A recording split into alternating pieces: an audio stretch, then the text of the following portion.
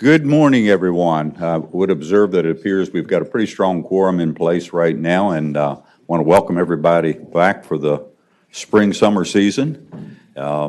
Some are distracted right now and aren't certain whether they want to be here this morning, but many of you are just so glad to be here, and we appreciate you making that effort to be with us this morning. Clerk, let's see, go ahead and take the roll, please. We don't need to do that today, do we? We won't do that. Y'all can see we're here. We've got a quorum. And we're not going to vote on anything. This is an informational meeting. So any member have anything to say before we begin?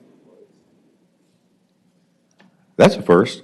Dick, you didn't have anything to say? Go ahead and say something. You ready for a filibuster? You're ready for All right. We've got 3 items on our agenda this morning, all informational, and areas that we do need updates on, beginning with a briefing from Secretary Lane. And hopefully he's got good news to bring to us this morning.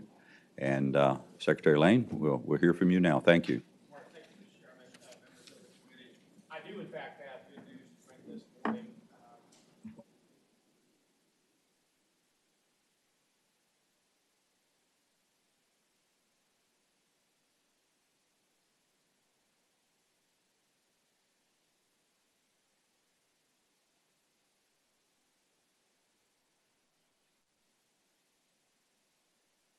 Things that could impact us over the next biennium that we need to be cognizant of. What I also plan to do is starting after the governor's report to your committees in August, I'll do as I did last year and start identifying some things, working with your staff, things in the budget that you need to be aware of that we'll be considering in the executive branch. So with that, we'll just get right into it. Virginia economy continues to trend pretty much alike the national economy. As you recall, about 15 months ago, we started really growing. A lot of that had to do with the budget that was passed at the federal level and the lifting of sequester and some additional defense spending in our areas of Hampton Roads and Northern Virginia, and that continues through today.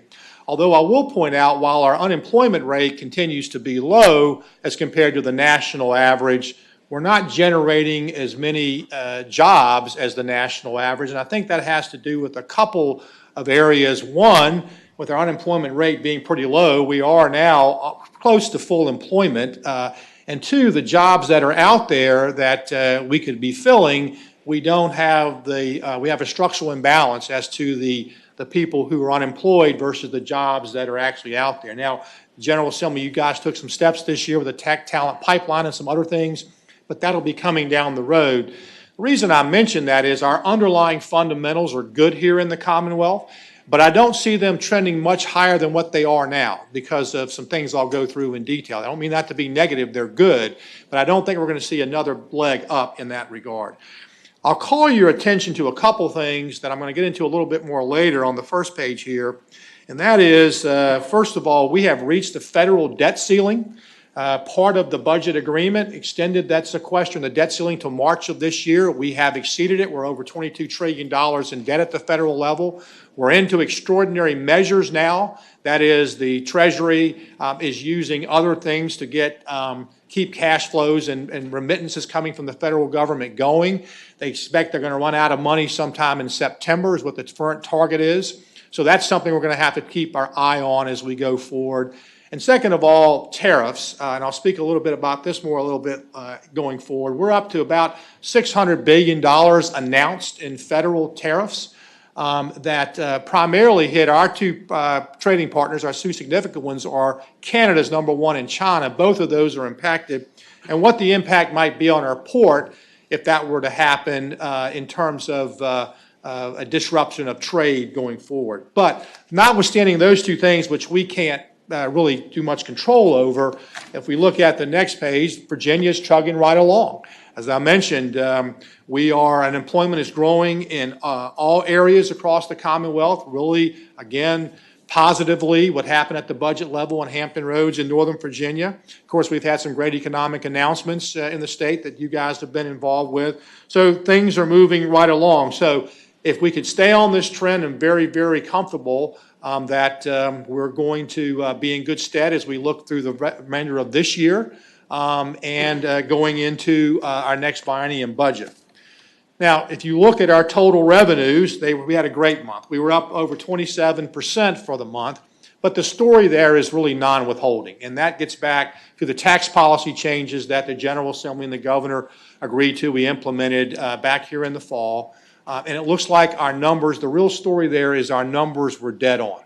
And I think that's important because we were making a lot of decisions. We took our time to do a very detailed analysis, not anecdotal, and I think that was very useful. I'm very comfortable with the administration working with your staff and you that we made good decisions based on good data. So again, overall for the month, and I'll get into the details, a very good month, put us quite close to our forecast. I should mention here, has been the precedent in Virginia that when the governor introduces a budget, the numbers that I'm showing you compared to are that introduced budget. And as you recall, we had a slight change in the budget related to the non-permanent aspects of the tax law changes that we put into place. And so the budget was signed officially on May 3rd, so my next month's report will show a little different analysis compared to where we are. The only difference is that that some of those monies that are going to go back to the Taxpayer Relief Fund do not show on the front of the statement. They'll show in the back and are already committed for. And I can say now I'm very comfortable that it appears, and all my team is behind me, which I'll recognize in a minute, that I'm pretty comfortable that we're going to end up making our projection for the year, and those things are in good place. So if you get into the detail, first of all, let's talk about withholding tax collections. Again, this is really the one barometer closely tied to job growth in the Commonwealth, and we had a good month. We were up over 7%. We reversed a trend that we saw that was happening in the first quarter, and this is going to put us pretty close to the forecast. We're running right about our forecast level, and as you recall, we put an additional $70 million in there this year because we were running ahead when we looked at the budget a few months ago. So it looks like we're going to be dead on that forecast coming up. If you look out for the next 2 months of May and June, there's no real differences in the calendar, the same amount of deposit days. So based on where we stand today, it appears we're going to be right on our target for withholding going out. And I expect that trend to continue unless we have some disruptions that we haven't accounted for, that at least that we can't control.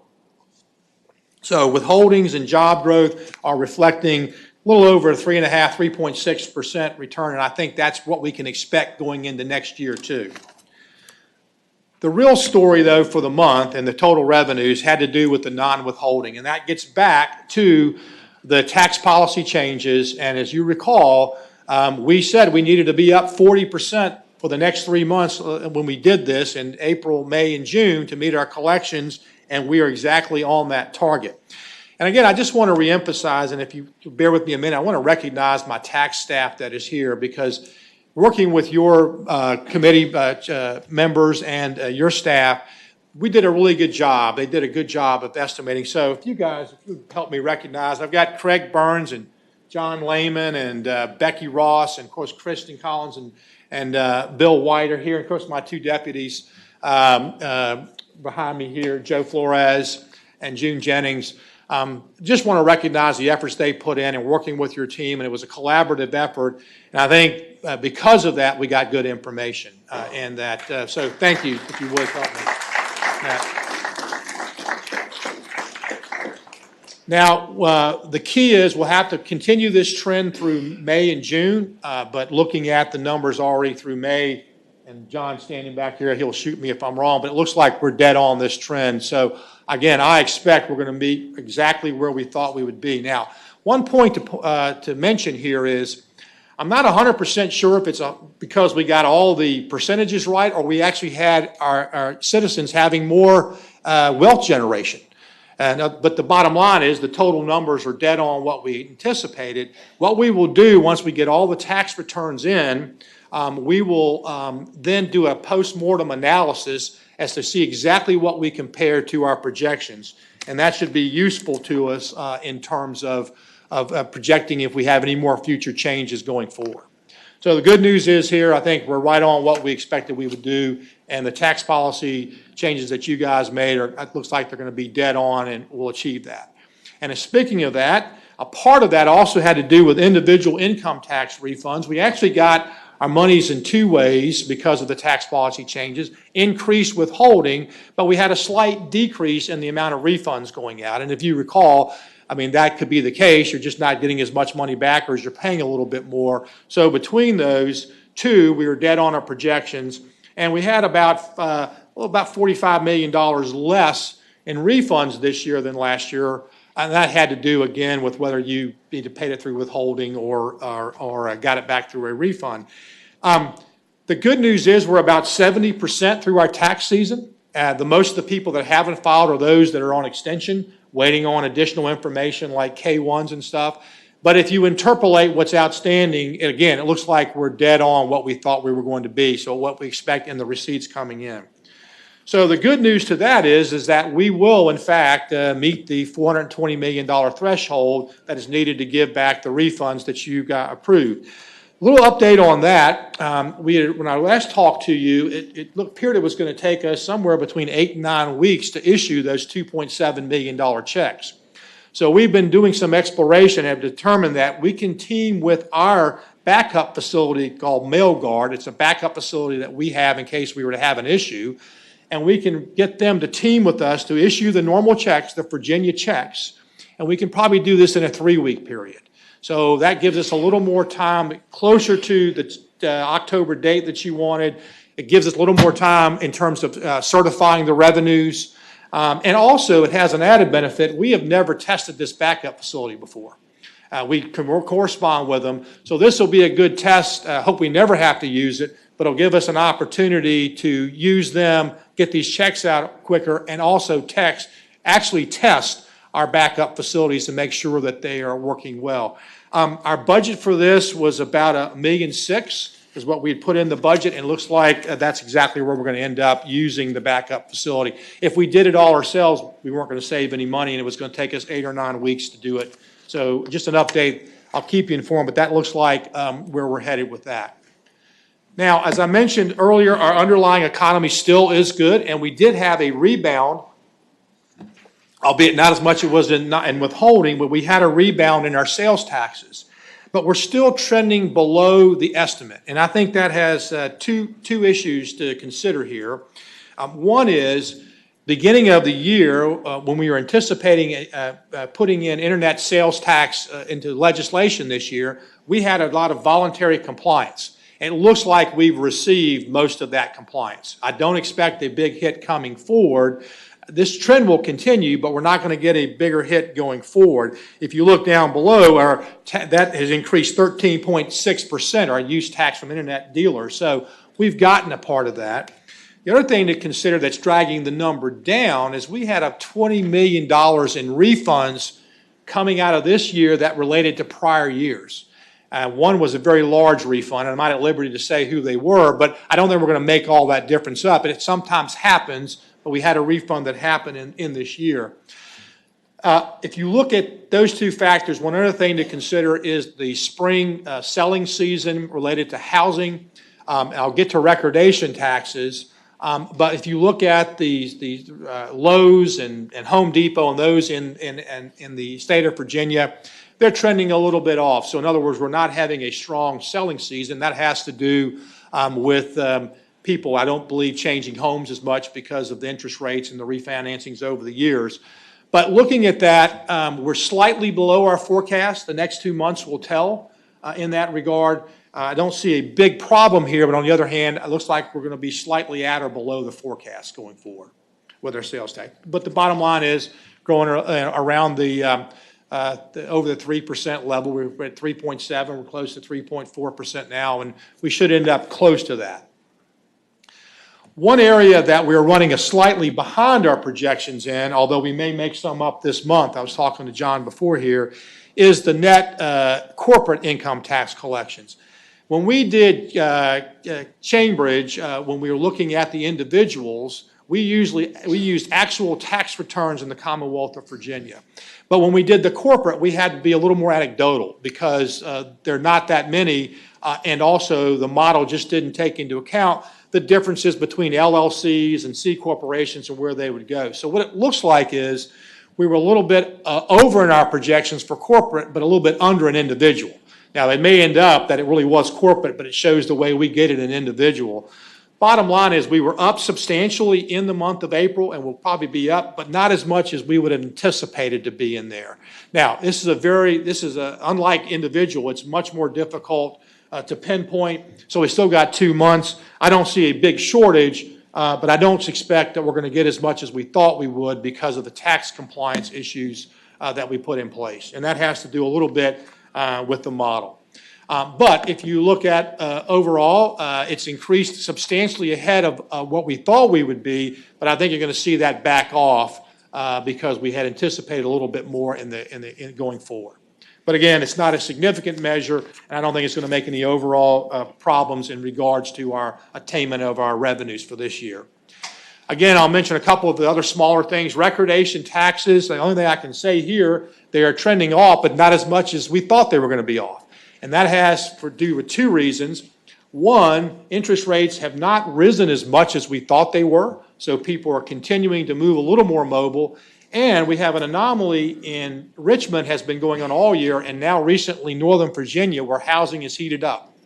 So unlike most parts of the state where we've been off, those two areas have heated up in going forward. So again, it's running ahead of our budget. We're down to last year, but not as much as we thought we'd be down in terms of recordation taxes. And our insurance premium taxes are trending right on where we thought we'd be. As you recall, a couple months ago, we had made the mandatory deposit to the Transportation Trust Fund. Now all this money is running to the general fund, and we're running slightly ahead of where we thought we would be in terms of those collections. So don't see any issues in regards to our insurance premium tax. This sort of wraps it all up, Mr. Chairman. If you look at where we are to date, if you take non-withholding out of it, we've pretty much made our budget for the year. It's all going to come down to those non-withholding receipts in the next 2 months unless we have some anomaly, which I don't see in the data. And so that being the case, as long as we hit that, we're going to be right on our budgeted plan. If you look, in fact, we could actually lose some money in the other areas if we hit the non-withholding. So I think we're going to be right on our plan or slightly above. And this is going to change a little bit next month when I show you because we're accounting for those things differently, but not the actual substance of the collections. We're running about where we thought we were going to be. So the good news is we're tracking right on our plan. I don't expect a substantial overage, but I don't expect any type of difference going the other way either. So that brings us to the next, what we'll be doing the next couple of months, and that is obviously monitoring the final withholding, although we have 20 days in for this month, and we're pretty comfortable. The receipts are running, individual taxes are still running fairly strong to our projections. We'll continue to monitor tax refunds. That's probably the one area that still not 100% sure on because of these large taxpayers that are on extension, whether or not they have some carry forwards coming forward or get some additional refunds, but doesn't appear to be, but that's one thing I'm not as sure as the other areas.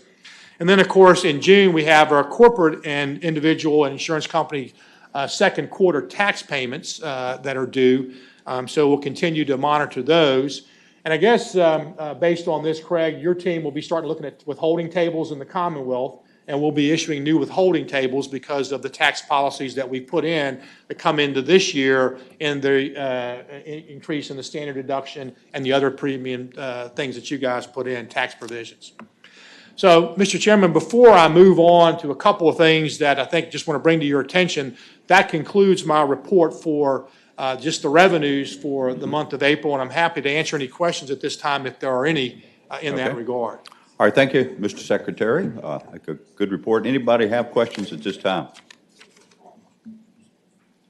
I guess not. Okay, right. I'm going to briefly go through just a couple of things that I want to bring to your attention. It's made a lot of news both nationally and here in Virginia. In fact, the RTD had an editorial on it this morning, and that is the matter of the federal debt. And I mentioned to you earlier that we've already exceeded our debt capacity at the federal level. We're in extraordinary measures. And for the first time in our history, we're running at about $1 trillion a year deficit, or we're over $22 trillion. The reason I bring this up is because there's been a lot of news about this new modern monetary theory that basically says if you owe money to yourselves, it doesn't matter. Well, I'm going to use a technical term, Mr. Chairman, I know you're familiar with. That's poppycock. That is just something that is not accurate, because if you look at the second bullet, government doesn't owe the debt to itself. It owes it to us. 78% of it is owed, public debt to us, and that's going to continue to rise. So it's not a matter of owing it to ourselves. It owes it to us. And if you look at that, we are, as a group, are probably more encumbered than any time of our history. First bullet here is the $1.5 trillion in student debt, now second only to home mortgages. That's at an all-time level. The average student coming out is over $37,000 on the national level. Now, we're not that, I don't think we're that in Virginia, but that's the national level for student debt. Total credit card debt has reached its highest point ever, surpassing $1 trillion in 2017.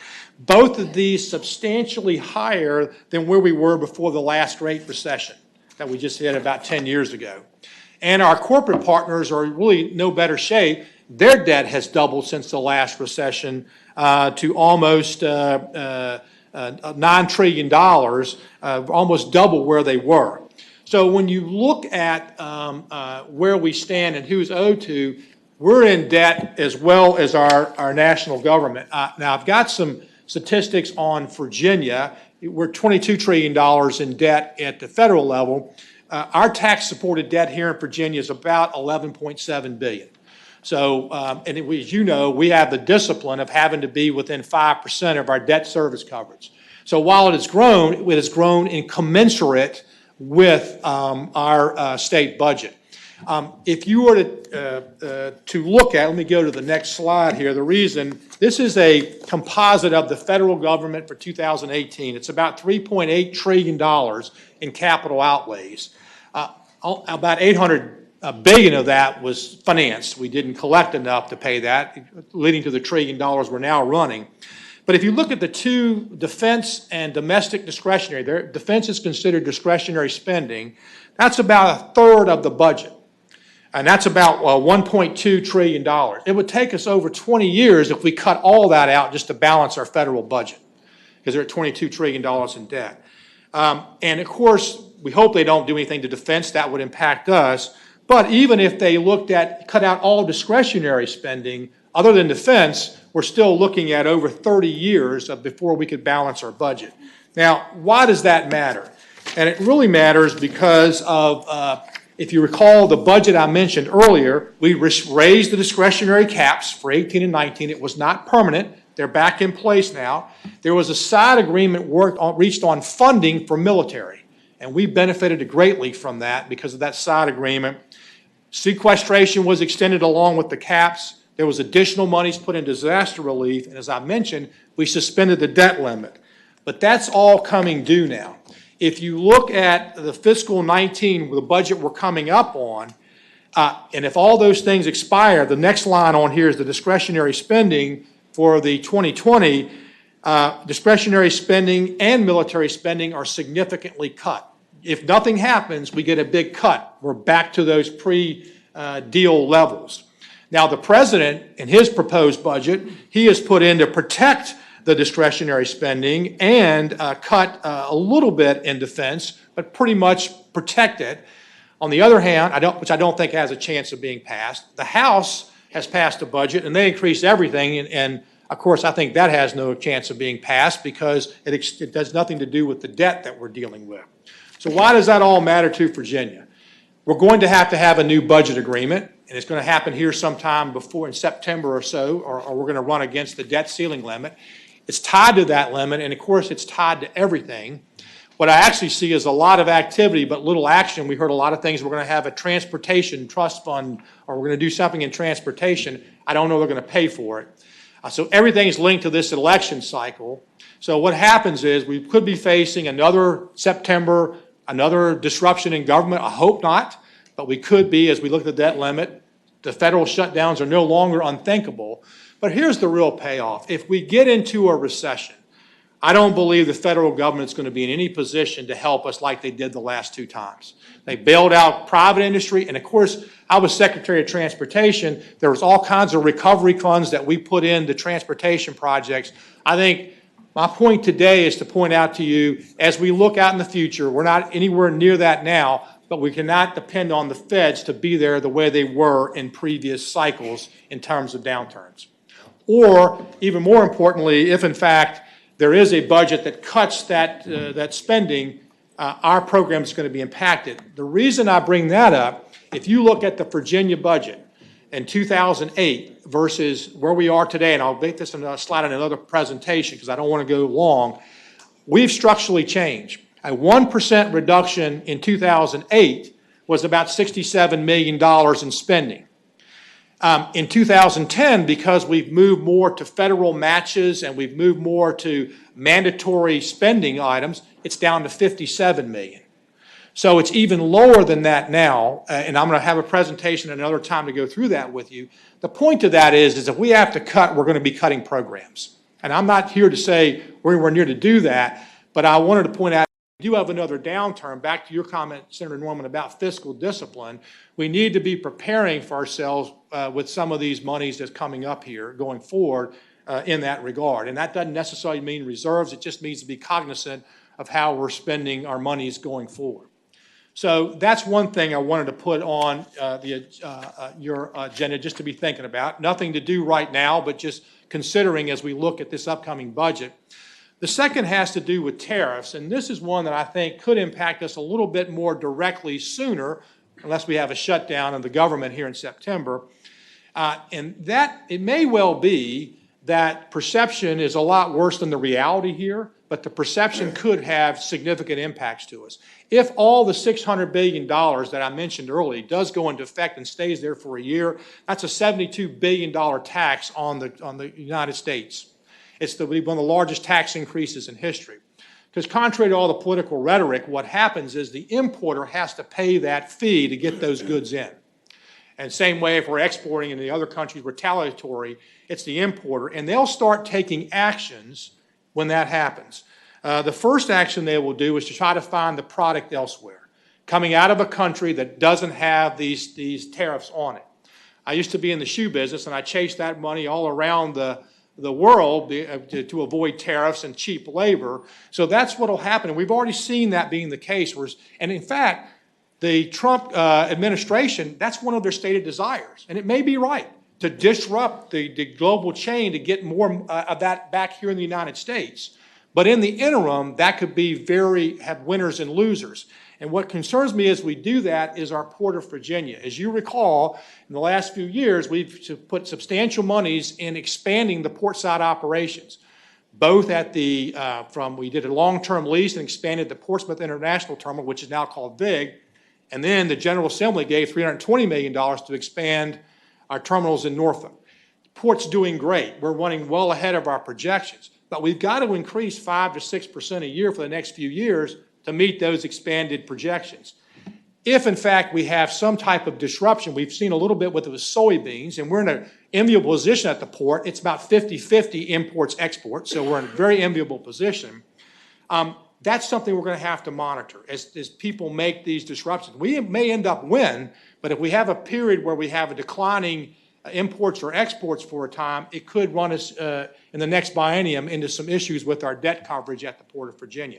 Please, I'm not saying they're in any trouble now. They're doing extremely well. And in fact, they benefited from some of their imports, people trying to beat the tariffs. But we've got to continue this for the next couple of years. The second thing that may happen, we've already seen, is a market slowdown. People start acting as if these tariffs are in effect. And if we have a world growth, we've already seen signs of that slowing. U.S. economy, we were down in the fourth quarter when we had tariffs, and it looks like they embedded, then we picked back up. But now they're back on, and both China and Canada are dead in the crosshairs of the Trump administration. Again, we start looking at an impact to us. I just saw an article where we had a brewery just open here in Virginia, and they're unsure of how they're going to source some of their exports now because of the tariffs, retaliatory tariffs that were going overseas. So just want to put that on there as we look over the next year. That could impact our imports at the Port of Virginia and also slowing some of our growth or job creation here in the Commonwealth. And then finally, we saw a little bit of this the last few months. This is more the perception. We had a financial market decline. We traded off and we've bounced back.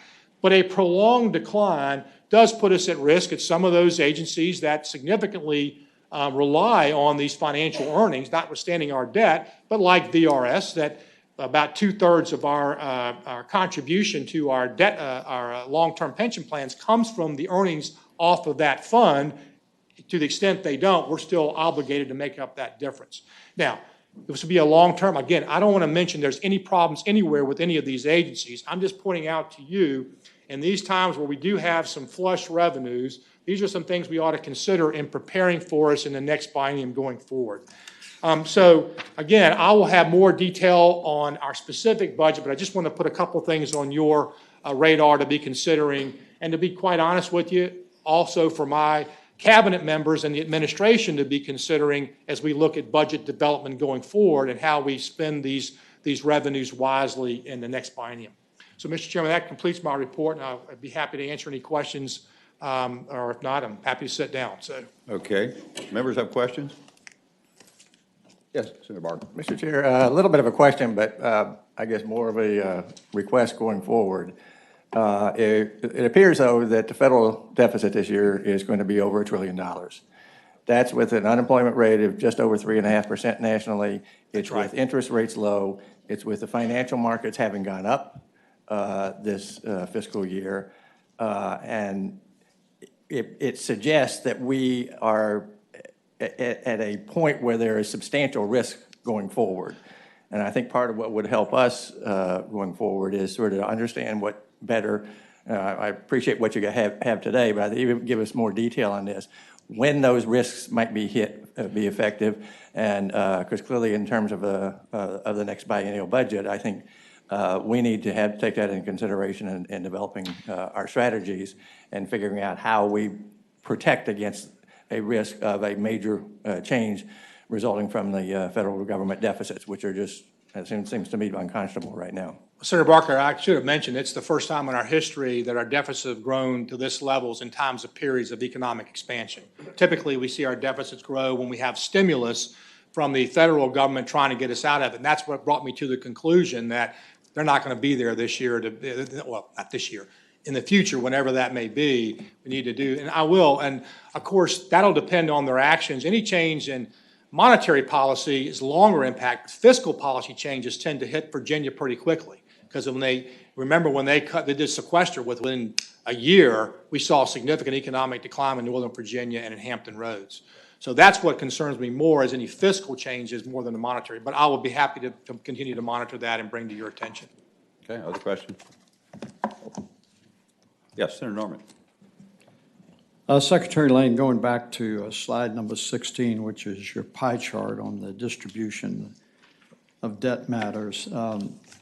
There's a fair amount of literature out there on Social Security, which is roughly at a 982, and when it may find itself short of revenue, and we know that the spineless people in Congress are never going to cut that. But as I look at some of the other of it, which I would, not being disingenuous, characterize as some other social spending. With Medicaid, we know there's an effort to continue to expand that. With Medicare, which is pretty sensitive, and then your other mandatories, nutrition, TANF, SSI, earned income tax credit. Do you see any area in there where fiscal discipline can be imposed to make adjustments?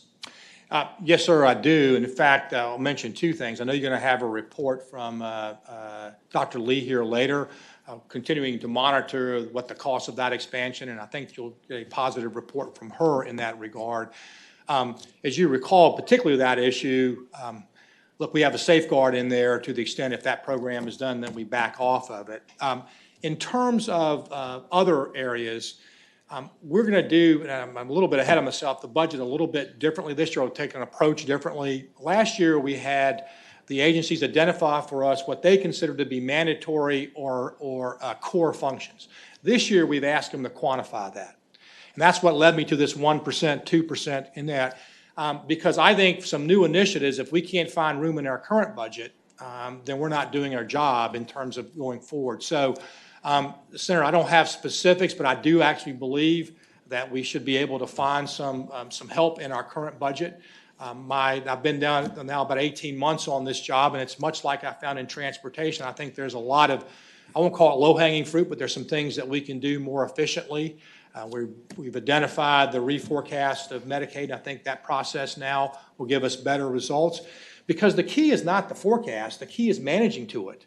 And that's what I see as a big issue in state government, is we do a lot of things and put them on the shelf instead of looking at them year or bringing to your, and in this case, I shouldn't say management, but the executive branch's attention to say, we're not there. Are there actions we could take before this, instead of getting to the end and say, we missed it and we had a big issue in our budget? It's long-winded, Mr. Chairman, but the answer is yes, and I do believe there's some opportunities, and I'll be able to report more in the future on that. Senator Norman. Mr. Secretary, uncharacteristically, I wasn't thrashing Medicaid this morning. I'm more concerned, and I appreciate your perspective on what you're saying from the state, but we're powerless to some degree on what the feds do. That's correct, yes, sir. Do you have any degree of optimism that there is going to be a change in the course that is going to either cap or diminish the ever-increasing expenditures in those programs I shared with you? As we sit here today and in the foreseeable future, I do not have any belief that they will, other than I'll say two things that I have witnessed here. The feds are becoming much more adamant about their programs, and that if you're not exactly following the parameters of their procedures, they're being much more aggressive in saying they're denied in that. So that's one thing. And I do believe they're looking at any expansions of those programs as with an eye towards the fact that the money may not be there. But in terms of the political will, Mr. Chairman, I don't see anything, particularly with the election horizon, and that we're going to be, I think, at their mercy as acting to avoid a crisis or not taking any proactive action. Okay. Senator McDougall. Thank you, Mr. Chairman. My question is a little bit dovetailing on to Senator Norman's, but it's a little more poignant. When we went through last year, a lot of these federal things we have zero control over, but we do have control over what we're doing. We missed that Medicaid, not in the expanded population, but in the current population, by almost $500 million. I know DMAS issued a press release on February 6th that million was going to do a top-to-bottom analysis of the agency due in April. Have you seen that, and can we get a copy of that? The answer is, I know that I have seen the draft. I think Dr. Lee's going to talk about that today. We were part of that analysis going forward in the procedures we put in place. So that's a report I think she'll be coming to up later. Mr. Chairman, just to follow up with that, can we get a copy of that report I as think well? it's worked in conjunction with your, I don't want to answer for Dr. Lee, but I think the answer is yes. Okay. Yes, because it worked in conjunction with your staff. Okay, They're part Mr. of Chairman, and finally, one of the concerns I have, particularly in that agency, is there's a lot of the financial forecasting, and you mentioned that in your comments. There's a lot of rumors about the personnel and who's there now and who's not there in that arena, and our ability to have those accurate numbers going forward so that we can budget. I do agree with you that it's not just having the accurate numbers, but it's also the implementation to get there. And so I have concerns from both sides, that we're not getting accurate numbers and we don't necessarily have the personnel in place to do that now, and then the ability for us to get there. So I'm hoping that that will be a focus, because $500 million has a pretty substantive impact to our budget. It does, and I won't, Dr. Lee, to address those particularly, but I would just point out what there may have been changes there because of the people there, we were getting the results we were getting. And I'll leave that for her to explain as she goes through this. Okay. Senator McDowell. Other questions? Mr. Secretary, you mentioned $72 billion in tariff taxes. If they were to stay for a year, yes. And I've heard in the news the president is looking at some packages maybe for agriculture Is that going to be a call against that money? Is that what they're looking at there? I think so. That would pay for in that regard. So far, it's the Midwest farmers, it looks like, that they are targeting. Probably if you look today in Virginia, it's the soybean farmers of Accomack County that have probably been the most directly hit because of this, based on where we stand today in that. But yes, and I do believe the president's thinking, which I may or may not agree with in terms of the use of those tariffs, but would be to supplement that in that regard. Okay.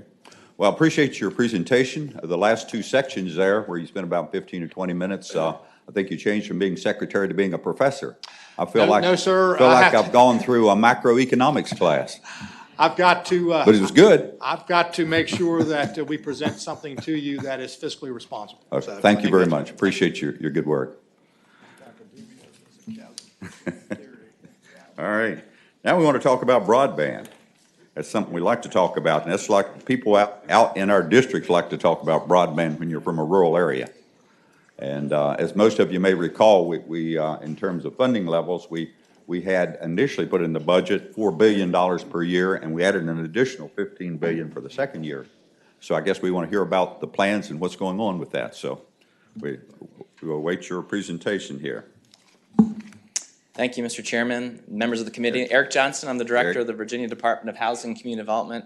We really appreciate the opportunity to come before you today to talk about the Virginia Telecommunication Initiative managed at DHCD, but also we're going to tag team and Evan Feynman, the Governor's Chief Broadband Advisor, will also at the tail end of this presentation give an overview of the Governor's broadband plan and talk about some of the efforts moving forward to make sure we get the most efficient use of these dollars. Very good.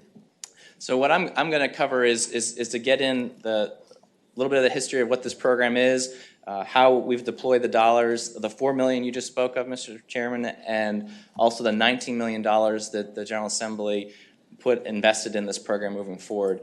I'll just say at the top, it's been an issue in terms of reaching unserved areas of the Commonwealth. It's just been an issue our staff at the agency has seen for a while. So we really appreciate the General Assembly putting this investment in, and I'm happy to report some good results on the cost effectiveness of the program as we've continued to learn how to do a good program on last mile broadband deployment. So just a little description about what this program is. So the VATI program, Telecommunication Initiative, is focused on unserved areas per the budget language. So we're really focused on folks in the Commonwealth, homes, businesses, and anchor institutions that have no access to broadband, completely unserved areas by any current broadband provider. And in terms of how we define that, we have a robust guideline process we work through with local governments and the private sector providers to go through and kind of define what unserved is. Because this application process is based on having a local government and a private sector provider come together to develop an application to provide that service. For the Commonwealth, you're really providing that capital. The Commonwealth is providing that investment to make sure that it makes business sense to go into some of these unserved areas. There's often just a capital cost where it doesn't make sense for the private sector provider to make that additional investment in an area with very tough terrain, with low density of population, so that the amount of customers they can take later are not going to make the business case make sense. What this program does is provide that funding for the capital for either wireless or wireline hard connections to those unserved places, but the long-term operating costs are with the private sector. The private sector provider is going to provide the ongoing maintenance of that asset.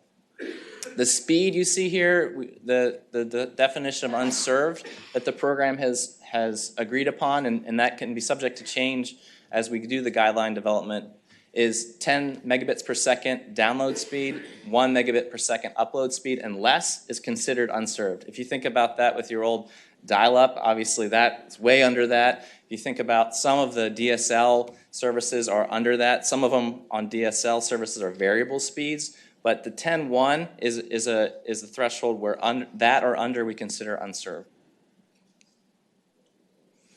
And I'll get into a little bit later about what speeds we're getting and how our goal with the program is to get modern speeds that are going to look for an investment that's going to last for the future. But bottom line with this program is we look at the dollar amounts for 2 fiscal years. General Assembly invested $1 million a year in the program, a pilot initiative where we were getting off the ground, looking at how to do these projects well. Again, last year, this fiscal year, you invested $4 million. So we've, in that time period, had 61 applications total with $16.8 million in requests. And then 20 projects awarded. The result for that has been connecting 16,623 residents, businesses, and community anchors. The majority of those being residents, individual homes or units in an apartment complex, et cetera. But also we try to make sure, especially where there's a business or an anchor institution, a hospital, or some kind of library, that those also get some additional scoring to make sure those are served. In terms of implementation speeds, to be eligible for the program, you have to bring service that's going to be above 10 megabits per second download, 3 upload. But we've seen really the majority of these projects being above the 25.3 level, with many actually much higher. Even the wireless projects getting up to some pretty high speeds, up to 2 gigs. So we've had some extremely robust, future-oriented speeds as well. You can get a better look at this on your hard copy, but this is just a snapshot, a look at all the awards to date. And a couple things to note here. One, in the budget language, you asked us to be technology neutral. We want to make sure, as the technology has evolved, that we're not having guidelines that are just prone to one technology over another. And the program and the awards with our scoring structure have borne that out. If you look at 2019, we have 6 hard wireline connections to the home and 5 wireless service providers. So there's a mix in both types of major funding types of providers have been able to be successful in getting these projects out the door, because it really varies based on the community, whether the terrain, the community, the density, if you're next to a wireline connection, about what makes sense and what's the most economically feasible.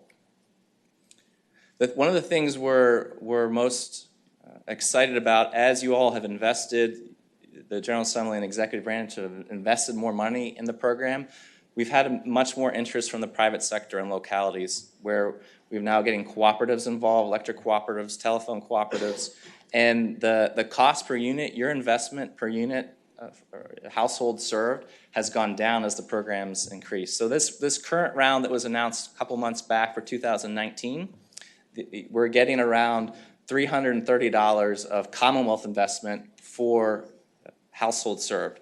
And so that's also leveraged with other private sector and local government resources. The other thing that I think was an excellent policy choice from the General Assembly in the budget language was, you said, let's make sure we ensure that the local government partners, who are the applicant partnering with a private sector provider, really do all they can to ensure that, whether it be rights of ways, streamlining of permitting, or using local dollars as well, are investing those in the project. So this 19 round has additional local, we scored and incentivized that local work in the projects, and that's helped some of these projects leverage even further. You can see this is the geographic spread of the awarded projects. So we have a good geographic distribution across the state, with the red being 2017 initial year grantees, the blue being the 18 grantees, and the green being that larger pot of the $4 million round. One of the greens, Albemarle County, has had a couple multiple projects that have been awarded. This is a snapshot of the most recent funding round in terms of the number of applications. We had 10.3 million in requests from 25 localities with 17 different internet service providers. So some providers are working with multiple localities in their applications. And the applications leverage 13.2 million in private and local spending. So the leverage rate is also increasing as we become more sophisticated at funding these projects. We have 4.9 million awarded, leveraging over 9 million in private and local match to 11 projects. It's more than the 4 million because we had some return funds from last year's funding where they didn't use all the funding for a couple projects, and we couldn't fully fund the last project, so we have a letter of intent with them with the money you all have set aside for FY20 to be able to fund that last project in when we get to the next fiscal year. And then you see the connection rates with almost 15,000 households or businesses served. Just a couple of the lessons learned and major policy items to update you on. 2019 was the first time we had a challenge process. You know, one of the hardest things in the broadband space is ensuring that partnership between local governments and private sector providers. And the private sector has a real interest, and we are very sensitive to that based on the budget language and also just good policy of not investing Commonwealth dollars where you already have an incumbent service provider. I mean, that's been a key concern of the private sector as we roll out this program, and we've worked with them to make sure that we're looking at ways to do that. One way that the major way that we've done this in this new round is have a challenge process. So already there's a required public hearing before the local government goes forward with applying to the state for these broadband funds, where you have to let everyone locally and local providers know that you're about to go forward with service to an unserved area. But now we also have a process where all the applications that come to DHCD are put online, and we have a 30-day challenge process where any internet service provider can challenge that application and say, this is not eligible because it is a served area. We actually have service here. You didn't catch that when you were going through the application process. So to try to make sure we upfront make sure it's really unserved. And to be candid with you, that is a difficult item to do, because some of the wireless connections and providers where the propagation maps say they can go to versus where individual businesses and households actually are experiencing a service that is beneficial that they can use. There's some gray areas where there's kind of one provider says they provide it, one says that no, it's actually not provided at sufficient speeds, and it's a little gray. So they're in this challenge process is where we try to administratively rule on that and get a chance for everyone to have a fair look at what's out there. So we did this year have 14 challenges come in, 10 specific, but only 10 projects challenged by current providers. And in looking at the information they provided, 3 of those challenges the team ruled, our DHC ruled as valid. So 3 projects didn't get to go forward and be considered for funding because of finding that actually there was overlap in that project area with an existing service provider. We do have in our guidelines that any service, the project area, so if you have 100 homes, can have a 10% overlap, because just the way technology is in wireless projects, we do allow a small overlap, a 10% overlap. So if you had a 100 project area and 10 of those homes already have an existing provider, that is allowable. They just get scored and dinged down on our scoring process so that we de-incentivize them having that overlap. But in terms of when we're doing these bigger projects, there has to be a small bit of an overlap possible. So we went through a guideline process with the private sector providers and tried to come up with that compromise so that we can go to unserved areas but not really damage projects where you could really get a good return where there's a small overlap. So that's a little bit about the challenge process, and happy to discuss that more and some of what we learned through that. We think we need to improve the process for next year as well, so that we really drill down into being able to determine who's right in terms of whether they have service or not. The last piece I want to get into is 2020, Mbati, and then you'll hear from Evan Feynman about some of the governor's plan and where we are moving forward. And that part has really helped us as an agency partner with the other state agencies involved in the space. But there's the $19 million investment for FY20. And so we already have out there, and the next slide shows you a real granular look at the timeline for how we're going to get those dollars out. Bottom line is that we're going to still focus on unserved areas, still focus on that cost-effective, given the proposed technology and speeds, and trying to maintain that cost per unit at a lower rate. We're at $330 now. $500 was what we kind of projected would be the rate if we expand this program. We're going to increase we're looking for comments from the private sector and local governments on the current challenge process. And then we also are going to add, thanks to the support of the funding, 2 more staff to the program. We have existing staff working on the program, and I want to thank them here, both the governor's broadband team and also our community development team has done an excellent job with rolling out this program. We're going to add some of our technical capacity to make sure we can become even more sophisticated with hiring telecom specialists.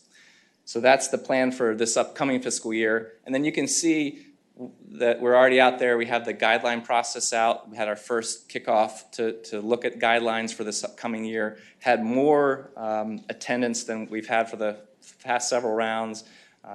50 plus local governments and private providers, and then more calling us. So we're excited about the level of interest. I think the highlights on here, the bottom line for you all to see is that June 24th, if you all have interested parties in your localities, June 24th we'll have the request for proposals out. And then we will have September 3rd is going to be the application deadline for this fiscal year, so that you'll be able to, hopefully we're going to have the awards out by December so that we can have the governor's announcement, have you all be able to see those awards before we get to the next General Assembly session. And the way we structure these is we really we require that these projects be done in a year. So you can expect this $19 million investment for the majority of those funds to be deployed and actually done by December of 2020. So that's the goal. And in our first couple rounds, that 1 year has been enough for most projects. We'll keep evaluating that as the project expands and we do bigger projects that are a little more complicated. So that's my portion of the presentation. Again, I really appreciate the opportunity in working with your staff and also all of you all in the input to provide this kind of program for the Commonwealth. Turn it over to Yes, you might have a couple questions for you, Sure. Eric, before we turn it over. Senator Norman? Eric, first of all, I'd say I don't have any depth of knowledge in this, and I'm curious what the top 2 metrics or criteria for awards are, and whether or not geographical disbursement is a consideration. I looked down in 2017 and 2018, and more than, about 60% of the awards went into Albemarle County.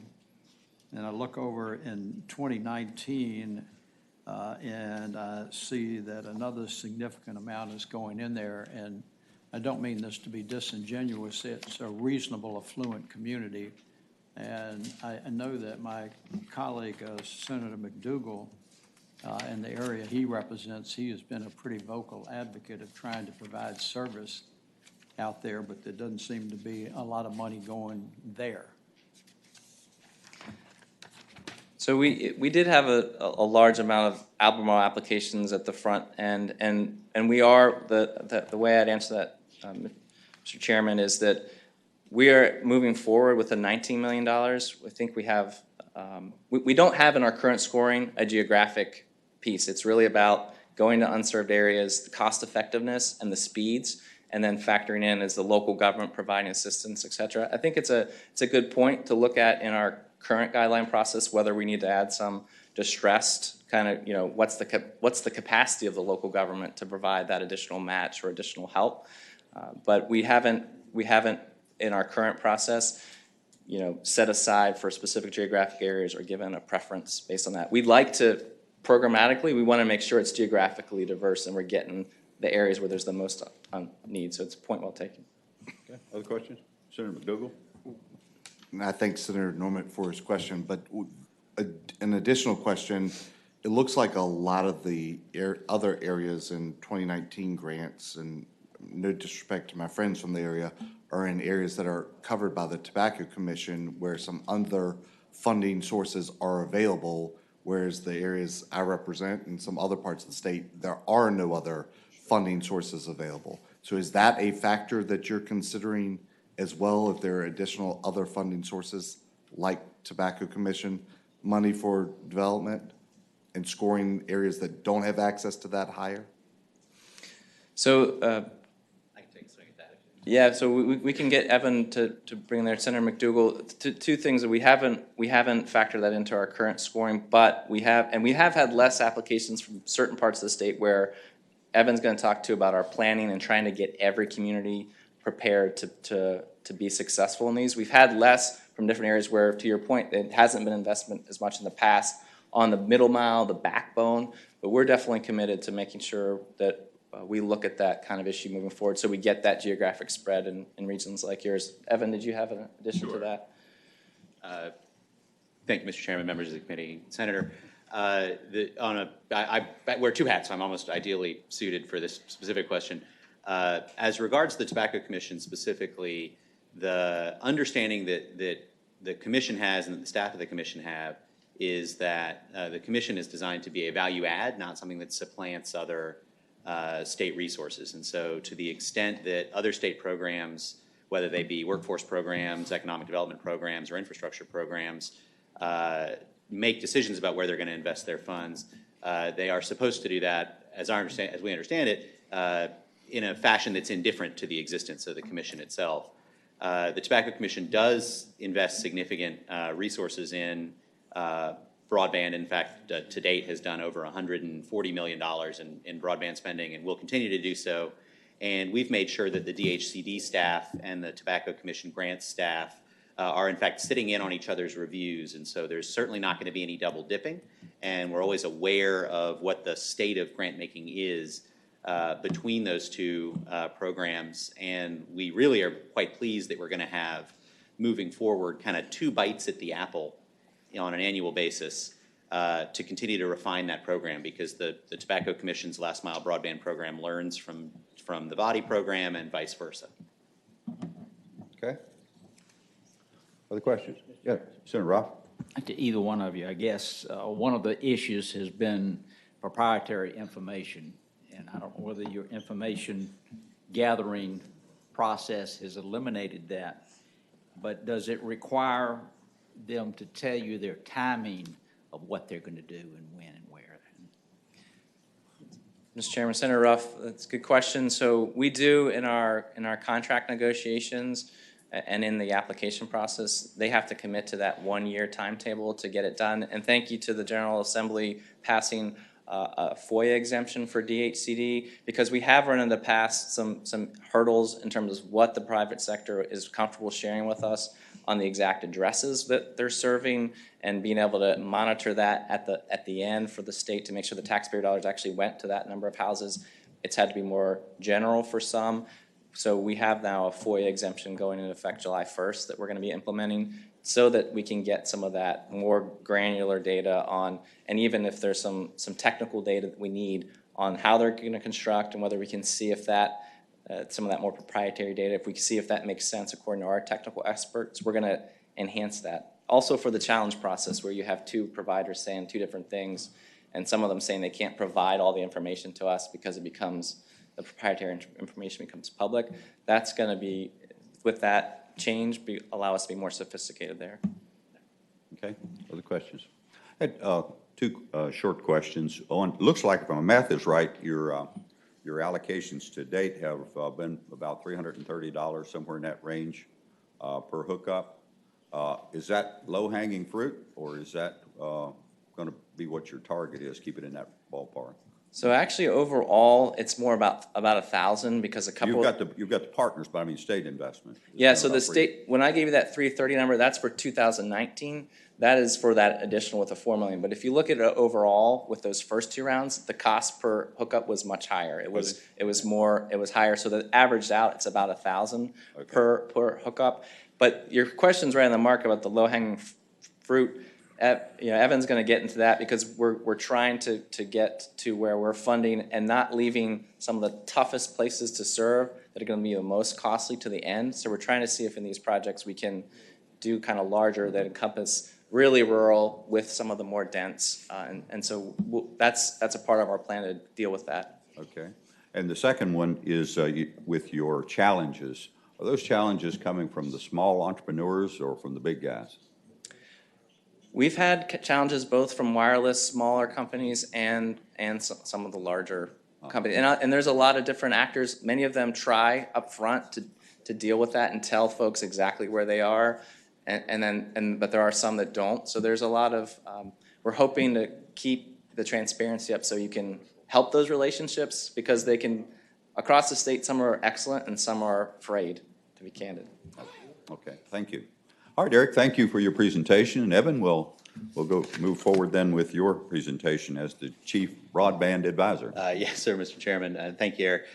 We thought it was really important for you guys to get a deep dive into the body program right out of the gate. That is the primary vehicle by which dollars are going to be deployed and projects are going to be constructed. And so ultimately, the General Assembly created the position of Chief Broadband Advisor, not in the last session, but in the session prior, and the governor was good enough to appoint me to that role, and then Courtney Dozier, who's the Chief Deputy at DHCD, to be the Deputy Broadband Advisor, and we've been working very closely with particularly the DHCD staff, but also the Tobacco Commission staff and folks from transportation, from public safety, from education, in now healthcare. The areas of government that this touches are dramatic. And so what I want to do really quickly, because I know we want to be sensitive to y'all's time, but Mr. Chairman, there are really three things I want to talk about. First is why we need to do this, and I don't think we need to spend long on that for this committee, but there's a few things. One, you're very aware, and you alluded at the beginning of this section, that there's a political demand for it.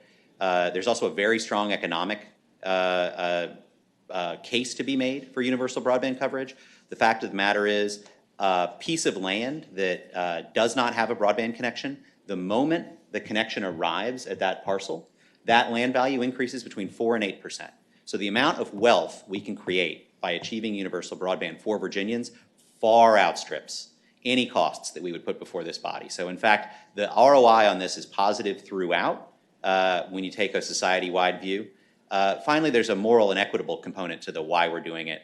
The scholarship shows that students from households that don't have a broadband connection, even when you control for every other factor, control for the education of the parents, control for the quality of the school system, control for their level of affluence, they don't do as well in terms of post-secondary outcomes. They're less likely to go get a post-high school degree, and in fact, they're less likely to graduate from high school. They're less likely to pursue other alternate funding options, less likely to spend time in community college. All of those outcomes are worse. And so the long-term economic impact and equitable reality of having so many disconnected Virginians is significant. So when we scope the problem, we think there are about 660,000 Virginia households right now that do not have access to broadband. And so what the governor's asked us to do is come up with a plan to address that issue. We have, just in the 10 months since we've gotten going on this project, we have released that plan. We released that in January. Most of you should have gotten both a hard copy and a digital copy of that. If you have not yet read the plan, we try to keep it pretty concise. It's about 40 pages. You can download it on wired.virginia.gov. There's a big purple-ish button in keeping with our branding that says download the Commonwealth Connect plan. Second, we have just in the last 10 months, through programs that have not yet received the benefit of the funding that this body approved in January and February, connected more than 46,000 homes between the Tobacco Commission and the body program, and we anticipate significant further connections once the next round of Tobacco Commission funding comes out, and of course the significantly larger $19 million body round is conducted. We have passed, with your help and concurrence, a couple of significant policy changes. Two that I'll highlight for you. One is HB 2691, which is a first-in-the-nation plan to truly take advantage of the smart grid build-outs that our investor-owned utilities are conducting. In fact, the first one of those projects was actually announced in Grayson County last week. We are excited about that. The very short story on that is the investor-owned utilities, which of course are heavily regulated, profit-constrained, are in the process of building communications networks within their grids so that they can build a smart grid. And they were already going to charge us as ratepayers, if not taxpayers, for that exercise. While it's a little more complex than this, the fact is most of the cost of pulling a piece of fiber or creating another data connection is the engineering, the crew, the truck. It's not the physical nature of the fiber. Fundamentally, pulling a fiber this thick is not much more expensive than pulling a fiber this thick. And so the opportunity to have our investor-owned utilities who are already going to be laying fiber create additional capacity that they can lease to private sector actors to reach more unserved Virginians, we think could have a tremendous positive benefit. And in fact, at the event last week, the executives from Appalachian Power think that we could save as much as $150 million across the rate base while significantly expanding broadband access under this legislation. Dominion, in their report that was asked for by the General Assembly last year, hit a $75 million number. We do believe this will be one of those extremely rare win-wins, and we certainly appreciate the General Assembly supporting that. Second was HB 2141. This is legislation that will essentially allow some self-help for communities. It allows the creation of a special tax district after a referendum that will create a pot of money that the locality can use to help fund match. And, Mr. Chairman, the question that Senator Norman posed regarding the scoring metrics, the core metric is always, what is the state cost per connection? At the end of the day, that's what people care about, right? How many folks are we getting connected, and are we doing it economically efficiently? And so the opportunity for local governments to allow for self-help, where the folks who are directly going to benefit from this can pay a user fee to build this infrastructure out to themselves, is exactly that. It allows us to reduce the overall state cost while we're bringing more service to these communities, and the more affluent communities will simply be able to do that better for themselves faster, even as we're able to reach those communities that can't engage in quite as much self-help. So that's the big first piece of what we're doing, is supporting the deployment of this infrastructure. And the reason that that's both a good idea and the core of the program is that fundamentally that's the challenge that we need to meet when we're talking about infrastructure access and broadband access. It is that the private sector cannot economically efficiently reach these folks because the cost to deploy the infrastructure relative to the revenues that they'd gain from a dispersed population simply doesn't make sense for them to deploy it on their own. So we, in the public sector, by buying down the cost of that infrastructure, can put that project into the black while creating no ongoing expense for the state and no ongoing expense for local governments. But it's very important to us. We don't want to expose either the Commonwealth or a local government to any ongoing management risk or ongoing financial risk. All of the downstream risks are borne by the private sector. The public sector merely offers them the opportunity to get that infrastructure out there. So that's piece one. Piece two are the planning efforts, and we anticipate rolling out some guidance documents to our localities toward the end of this month.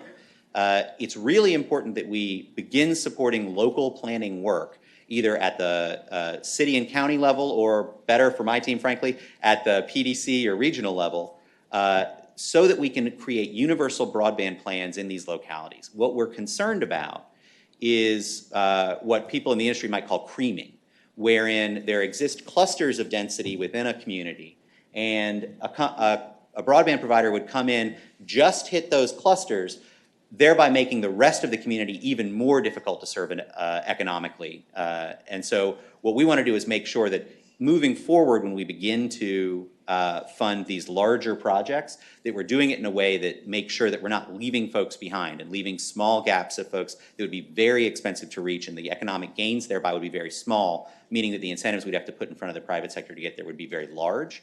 We want to make sure that we're doing this as efficiently as possible. Any area where you've got a wide distribution of costs to reach customers, the bigger the pot, the more efficient it is. You can just smooth out those costs. And so we, in the Commonwealth Connect report, plan on about a $500 state dollars per connection cost that we thankfully have, since we've been doing larger rounds, whether they were larger rounds through the Tobacco Commission or larger rounds through body. We've been trending under that number. That's very exciting. I think that's great. I don't want to change any of our assumptions. We're going to continue to assume it's 500 because we know that in the out years we're going to be reaching some spots that are tougher. In fact, in the applications that are before the Tobacco Commission right now, it looks like some of our Southwest localities, just by virtue of their challenging topography, are going to be more expensive. We continue to believe that averaged out across the cost of the Commonwealth, 500 is a fair number and one that the data supports. Second, when we're working with our localities to make those plans, we're going to ensure that they have access to a specific member of the state team. So one of the items that we've found that concerns us is, while there exists some really great broadband consultants in the private sector, there exists some that charitably might not be offering as much value as we'd prefer. And so by making members of the state broadband team available to local governments in an advisory capacity as they build out these universal coverage plans in partnership with ISPs, we can help them avoid that consultant cost while creating a plan that we think will be, the cost of which will be borne primarily by the internet service provider, to create a phased plan to create universal coverage for their localities or regions. We're very excited about getting that going, and we anticipate having that roll out over this summer, and we anticipate not this $19 million round, but future VADI rounds being ideally serving the construction and completion of those universal coverage plans. Finally, and I think this is really important, and then I want to get into questions because I know that there will be many, and this is a technical issue. We're going to need more money. The $19 million that we got was very good, and I think what you're going to see by the time that we get to the next General Assembly session is that we've been incredibly good stewards of that funding, and that you're going to see dramatic increases in the number of people that we've gotten connected, and that we're going to try to continue to do that in a wildly efficient fashion. We, by virtue of the investment that this body decided to make, have gotten into the top 20%, top 10%-ish of states, but our competitor states are continuing to make investments and are going to outstrip us if we can't continue to invest in this.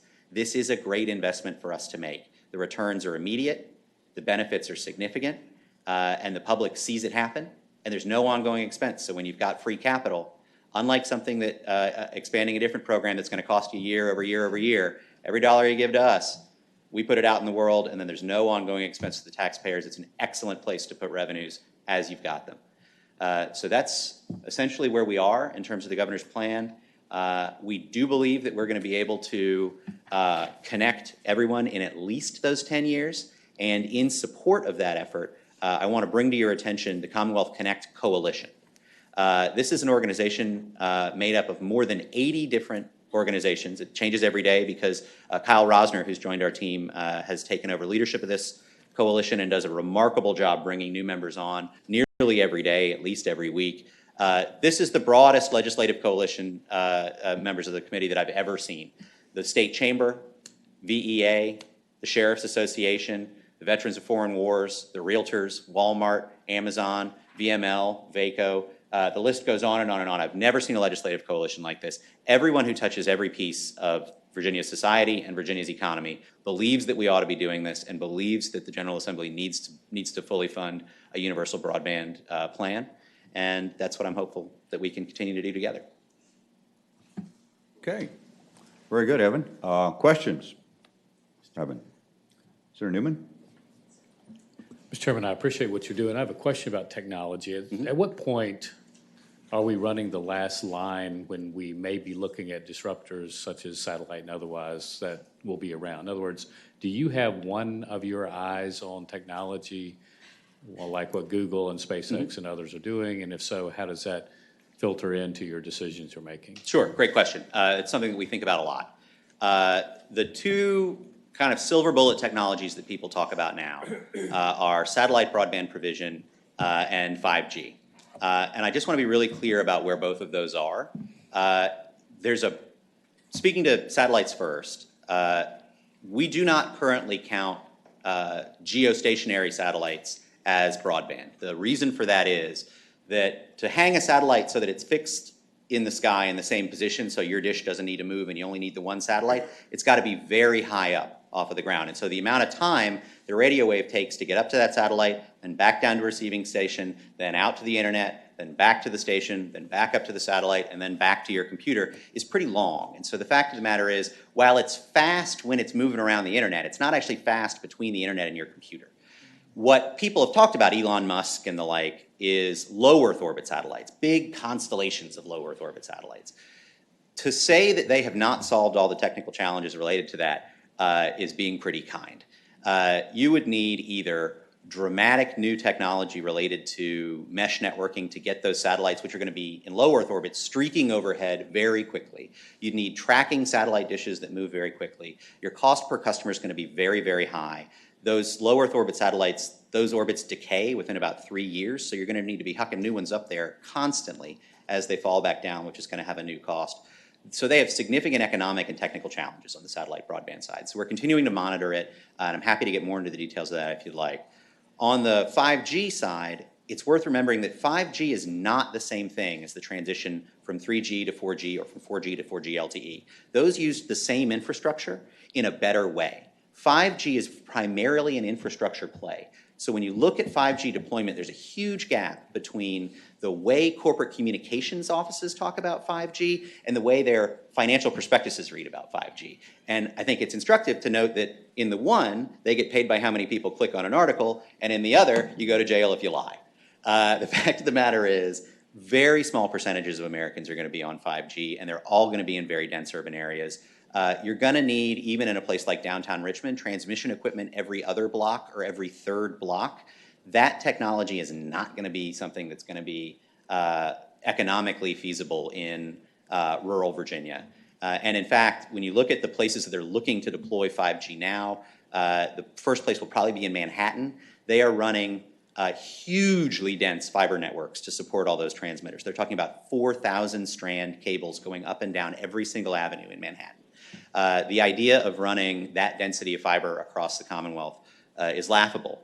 But in fact, if we can get to a place where 5G deployment makes more sense in even smaller urban areas, the fiber deployment that we're doing will actually support that 5G deployment, and it won't be supplanted by it. So we're keeping our eye on those technologies. At the end of the day, while the word future-proof is always a bad term to use in the technology space, we believe that fiber investments and fixed wireless investments, which at the end of the day is just fiber to towers, are going to be very long-lived and valuable assets over the course of this project and over the course of the lives of those assets.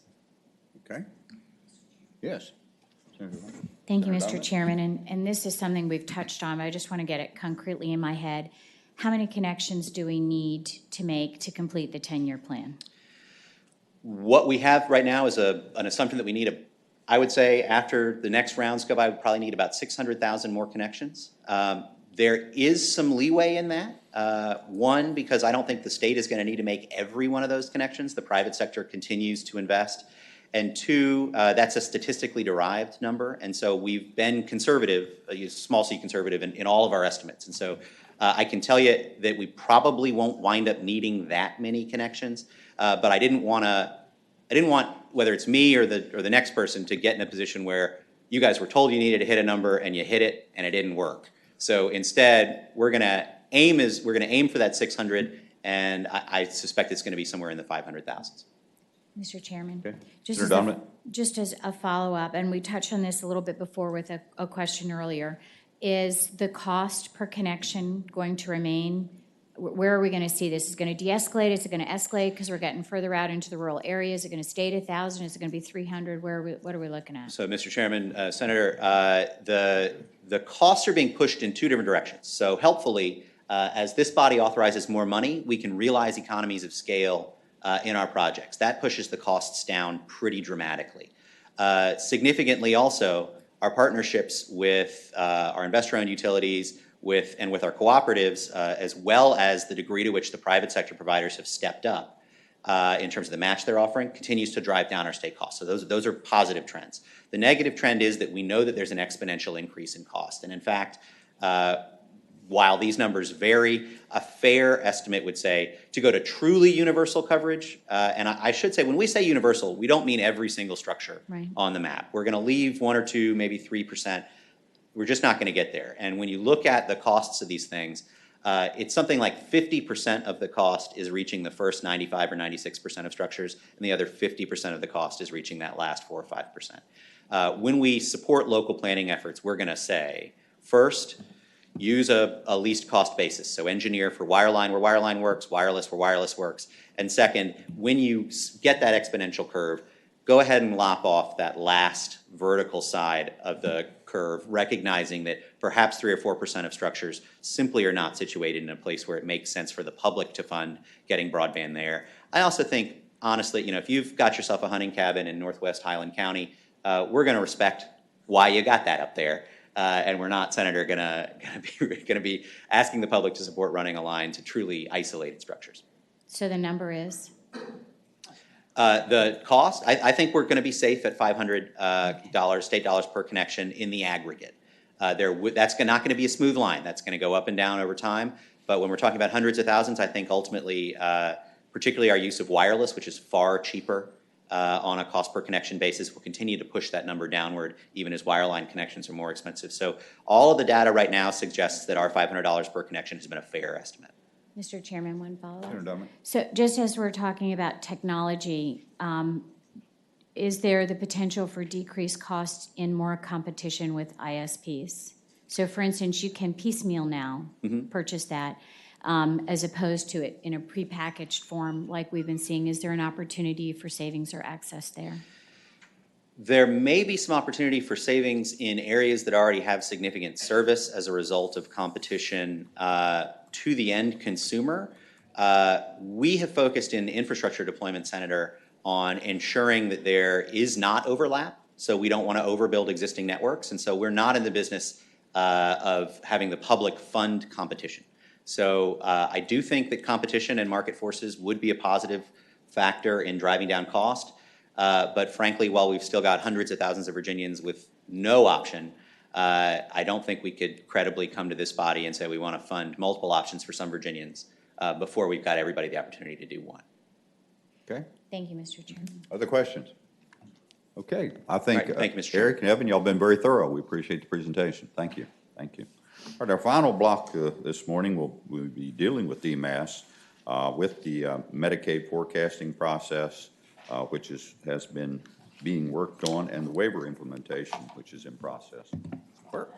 Dr. Lee, were you hiding behind the podium? Is that where you were at? I didn't see you. Yeah, I'm a little vertically challenged. So you can Okay, see. very good. Good to have you here this morning. Good morning, Mr. Chairman and members of the committee and staff. Thanks for inviting me to provide an update.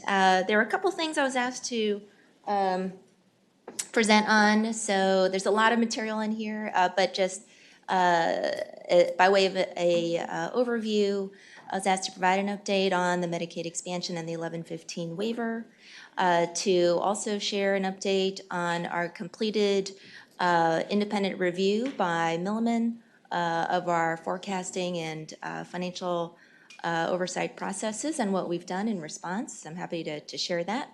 Also to provide a update on how we are tracking in terms of actual spend compared to forecasted expenditures and appropriated in our budget. And lastly, a update on the hospital assessment. So a lot of material there. So I'll jump right into the first topic. So just by way of history, as you all know well, in the 2018 Appropriations Act, DMAS was directed to change the Medicaid program along two simultaneous paths. So in this first track, to change the eligibility rules for Medicaid, allowing the expansion of coverage for adults up to 138% of the federal poverty line, and simultaneously to seek an 1115 waiver from the Centers for Medicare and Medicaid Services to transform the Medicaid program by instituting new requirements as well as new supports. So two tracks, and we've had significant progress along both. So in the first one, to provide an update, we did change the eligibility rules and receive approval for that, and of course have expanded the coverage, which began on January 1st of this year. And at this point in time, we actually have enrolled over 280,000 low-income Virginians into the coverage through Medicaid expansion.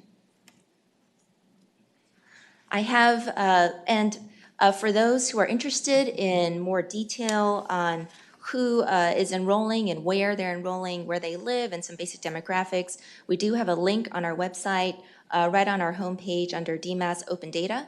It's updated regularly, and it's a dashboard, an enrollment dashboard. Some of the information just at a high level that we share there includes some basic demographics, as I said. So we have, as of last week, that 280,000 breaks down into about 60% women and 40% men.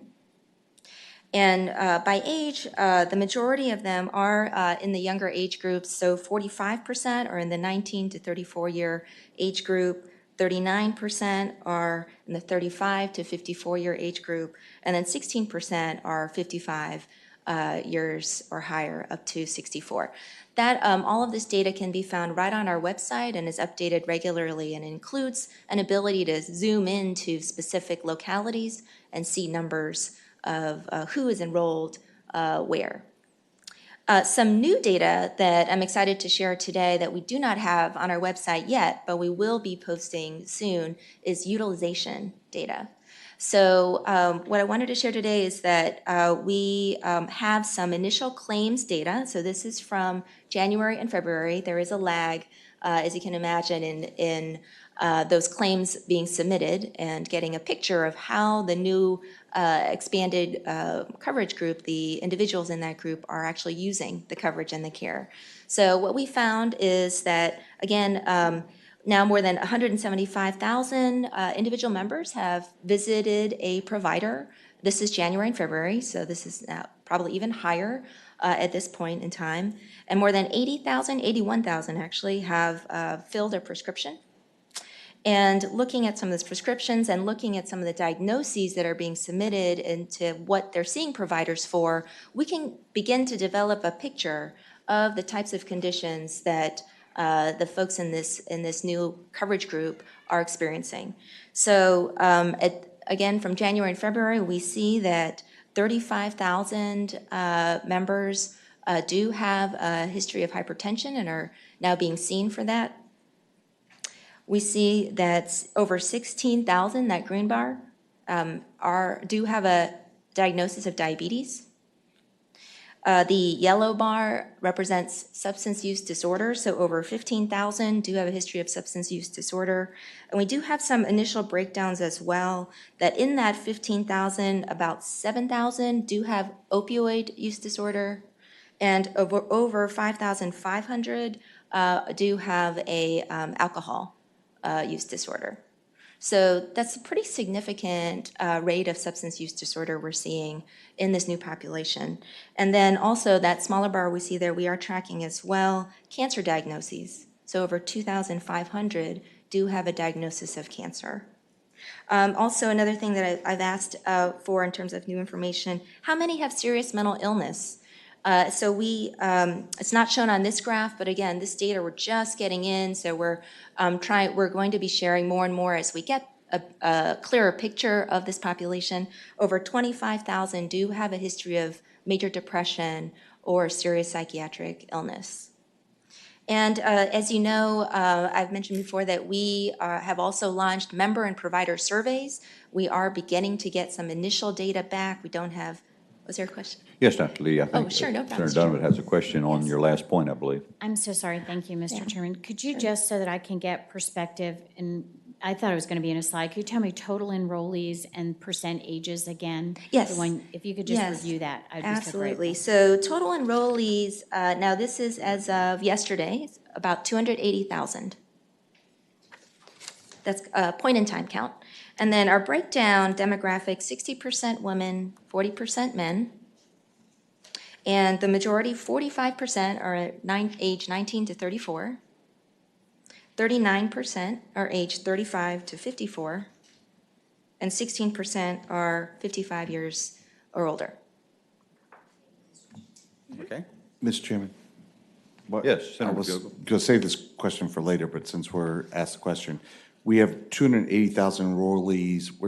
Were the original projections, I think I'd read in the release, were 200,000? Is that accurate? So the initial projections for this year was that we would begin close to around 250,000, and at the end of the calendar year would be at approximately 360,000. So, Mr. Chairman, Senator McDougall. so that means off those numbers, we're 30,000 ahead of what the projections were at this point in time? So I would say we were right in range with the projections.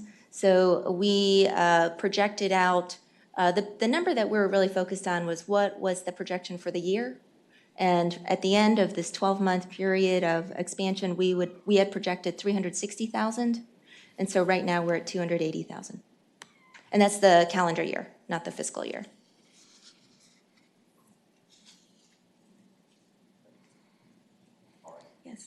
And so this kind of data, I know is of great interest to everyone, and we'll be sharing more and more of it, but I wanted to provide this committee with some initial utilization statistics.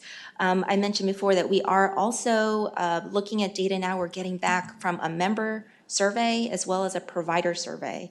And some of the initial feedback we're getting from the members is that 1 out of 5 of the members, these are the new enrollees, did have a mental health need that was unmet previously. And we're seeing, again, we're seeing these numbers even in the initial months, 25,000 diagnosed with a serious mental illness.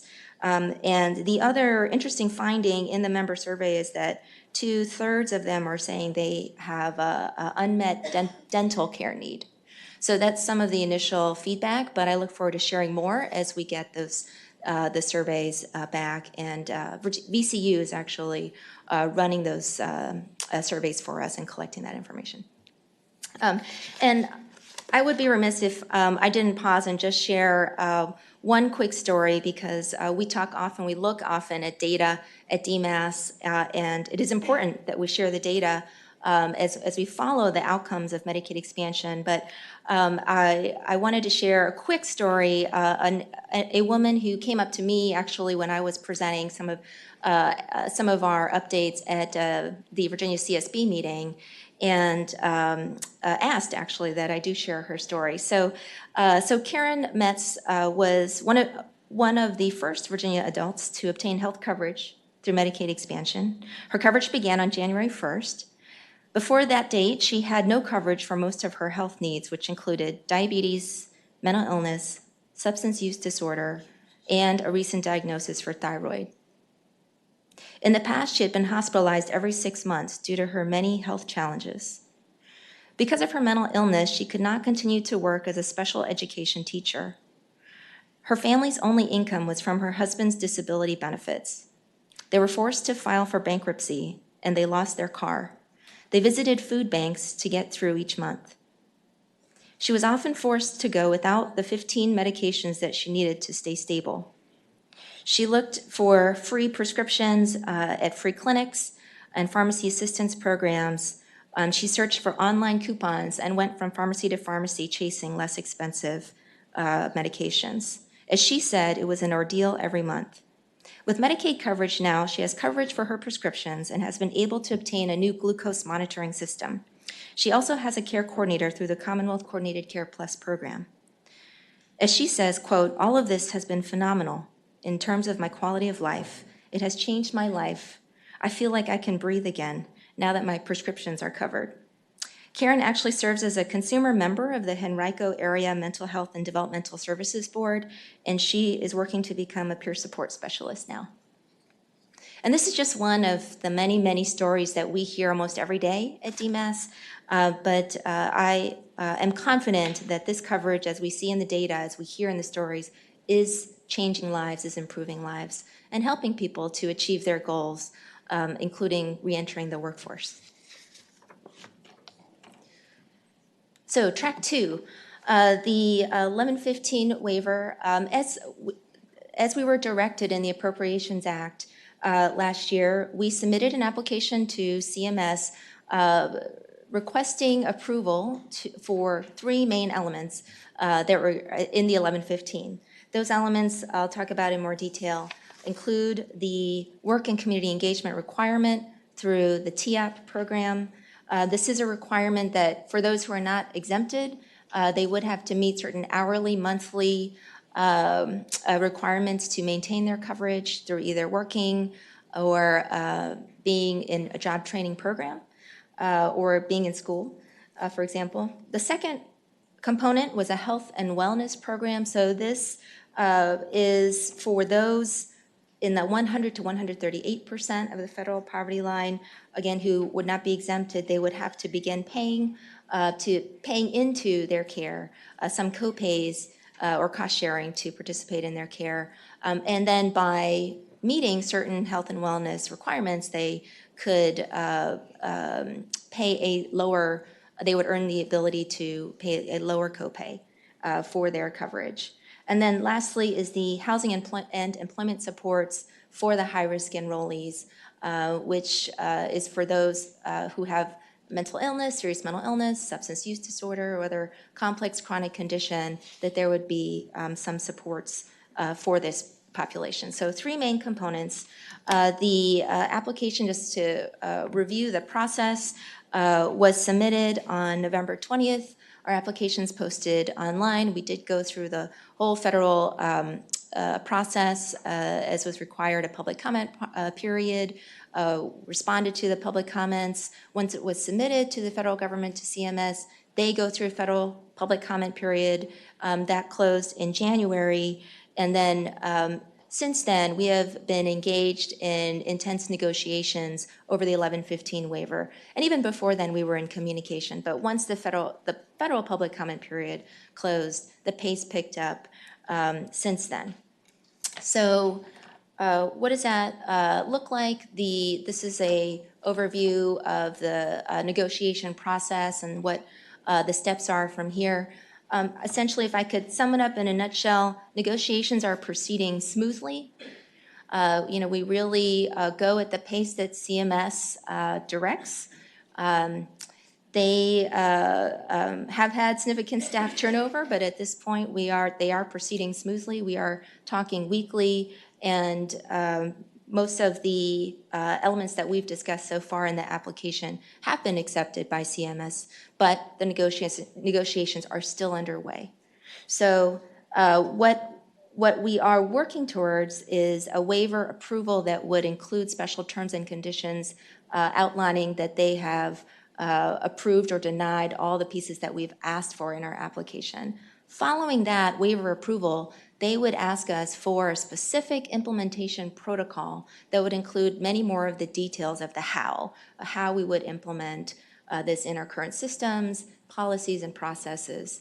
And some of that may also include, necessitate us submitting additional applications and requests for state plan amendments, advanced planning documents that would allow us to do the IT systems changes that will definitely be needed to change some of these eligibility rules and get the additional federal funding for that. But at this point in time, everything is proceeding smoothly and towards waiver approval by CMS.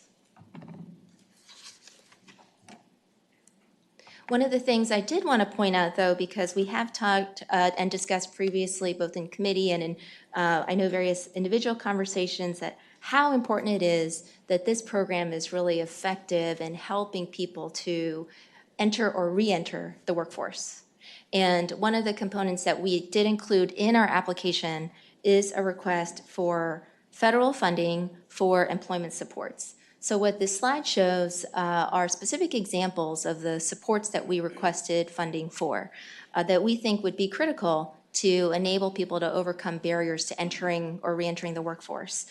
Things like subsidies for industry certification, or job coaching, or support for transportation to these types of services. Again, people face barriers to entering the workforce. And so this was an important component of our application. And I did want to note at this point in time that we, as of yet, have not received positive signals from CMS that they would approve funding of these employment supports. Yes, Senator Newman?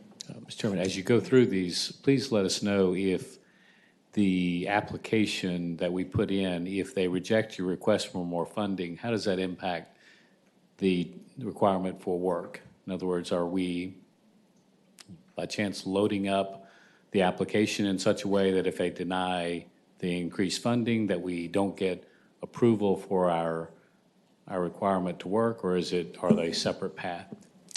So CMS, thank you, Senator. So CMS would treat those as separate elements of the waiver application. So it is very possible that we could get an approval of the waiver with the requirement for work without the support, the funding for the employment supports.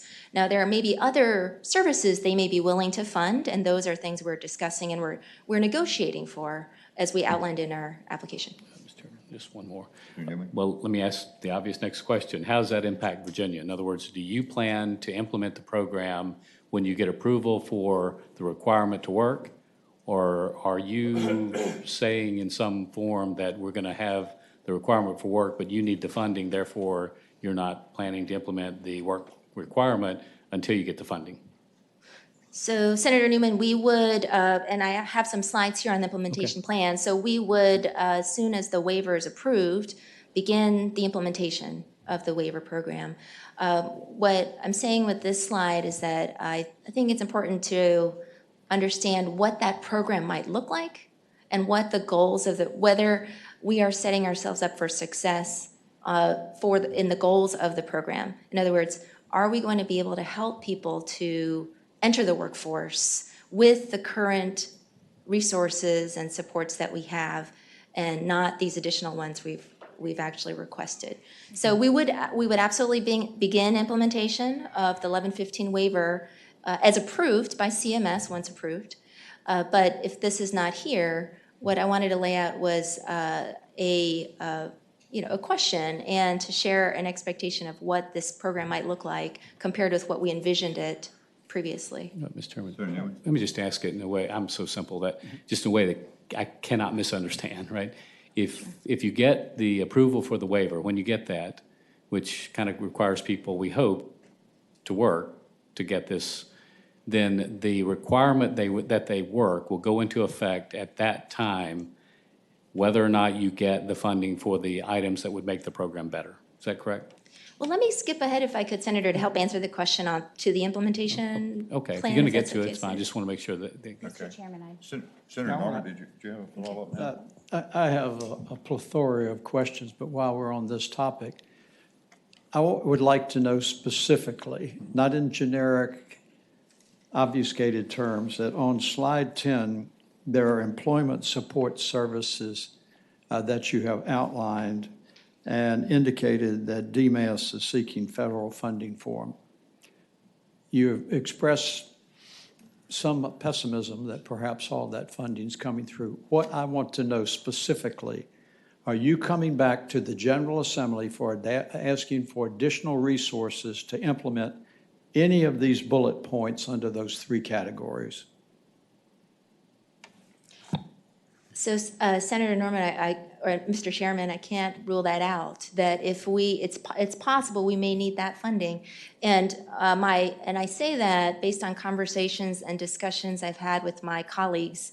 Megan Healy is the chief of workforce, and Commissioner Storin. And this goes to, if I may, this next slide. This is a slide I've showed before in a previous presentation. But we have done some planning and estimating as to how many workforce hours might be needed for this new population who will need to meet these requirements to keep their coverage. Mr. Chairman, I don't mean to be rude, and I'm not interested in the particulars of it. I'm interested in whether or not you anticipate coming to the General Assembly in the biennium budget asking for funds to implement these employment support services if we don't have federal dollars. I'm not interested in the particulars of it. I'm interested in whether or not that's your anticipation. And you have said you can't rule it out. That is an affirmative answer to me. I think Mr. Chairman, I think it depends on what the General Assembly and what we as a Commonwealth would like this program to look like. So we set out with certain goals for the program that we tracked in our application. But those goals were dependent on some certain assumptions. And we didn't know at the time, and we still don't know because we haven't completed negotiations, what we'll end up receiving approval for ultimately or funding for. And so I think there was always an expectation that the landscape could change and we may need to come back and reassess based on what we want this program to do and what we want it to look like, what resources might be needed. We did not know what the federal match would be, what they would cover and what they would pay for. Dr. Lee, one of the reasons that I resisted the Medicaid expansion was not an insensitivity to that population, but that no one, including today, can tell me what this program is going to cost. And it's not just that it's all being covered by provider assessment. There were assumptions built in there that we would have access to federal money. You've expressed some degree of cautiousness on it. you have, at least in my mind, affirmed that you're going to have to come back to the General Assembly for more money, and you cannot tell me today what even the parameters of the overall cost of the implementation of this program is going to be. And from a fiscal responsible standpoint, that causes me some discomfort. And I hope you can give me some reassurance between now and January.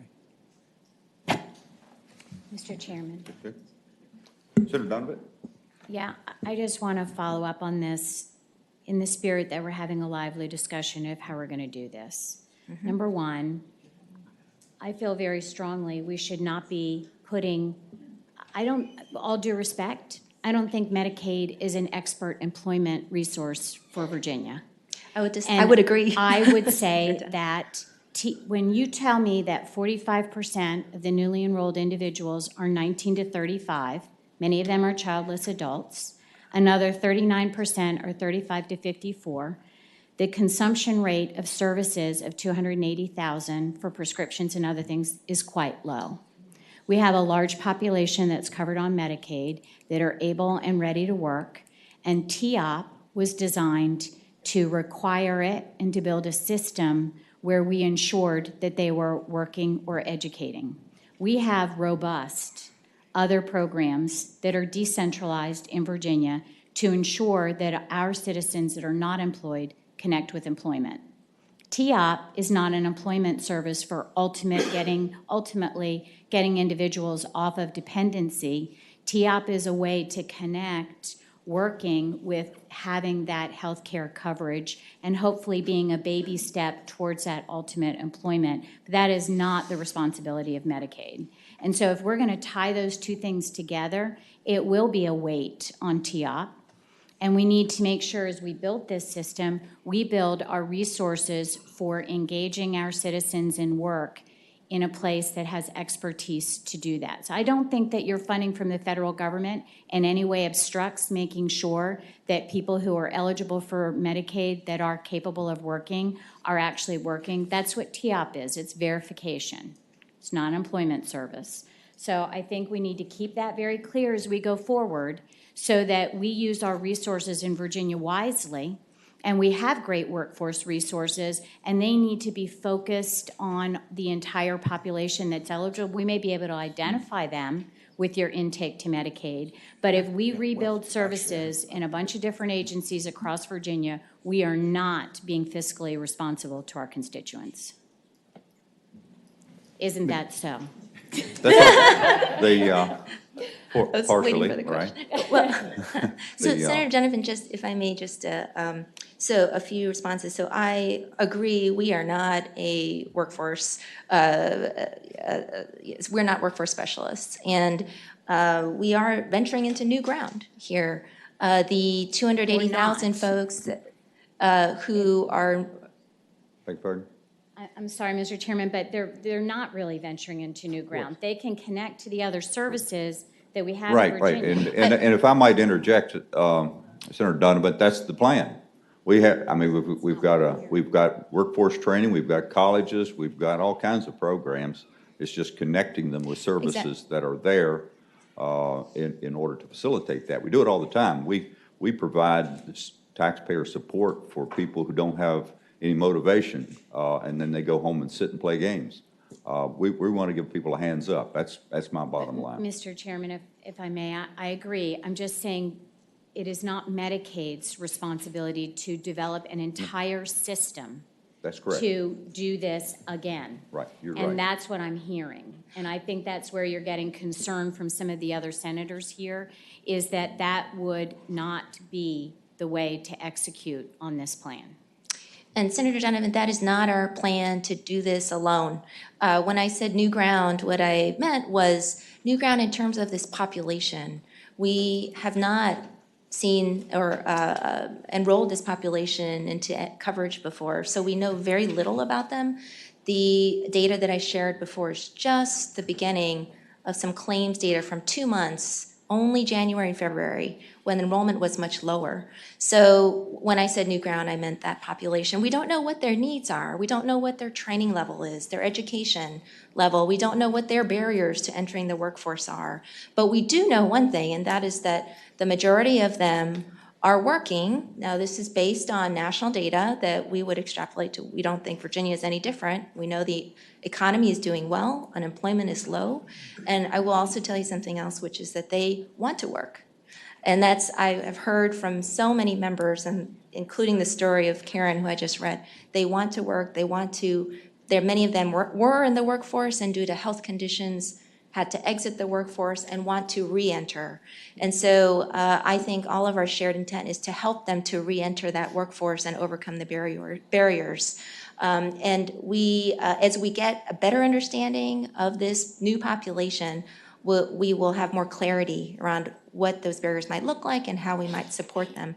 But we don't intend to do this alone, and everything we've done in this 1115 process has been in lockstep with Commissioner Storin and with Dr. Megan Healy in Workforce and DSS. And so what I share in terms of our concern here on this funding issue is actually collective concern from us with them as to will we have the supports to truly help enable these individuals to re-enter or enter the workforce. And I just put it at I just wanted to footnote this here because it would raise questions of, how do we leverage our current resources? We absolutely have current resources. Do we have enough? We don't know. We just don't know yet. Mr. Chairman. I'm listening to all this, and I just want to make sure my understanding is correct. Right now, there is no penalty if somebody does not meet the TEOP requirements. Is that accurate?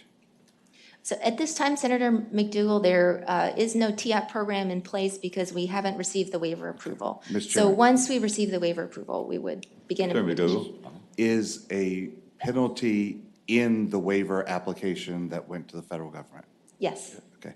Mr. Chairman, when is there anticipated time when that would begin? Yes. So let me, if I may show, I do have a slide on this. So this is a slide I've shown before. This is the same plan that we outlined earlier, and this is contingent on approval of the waiver.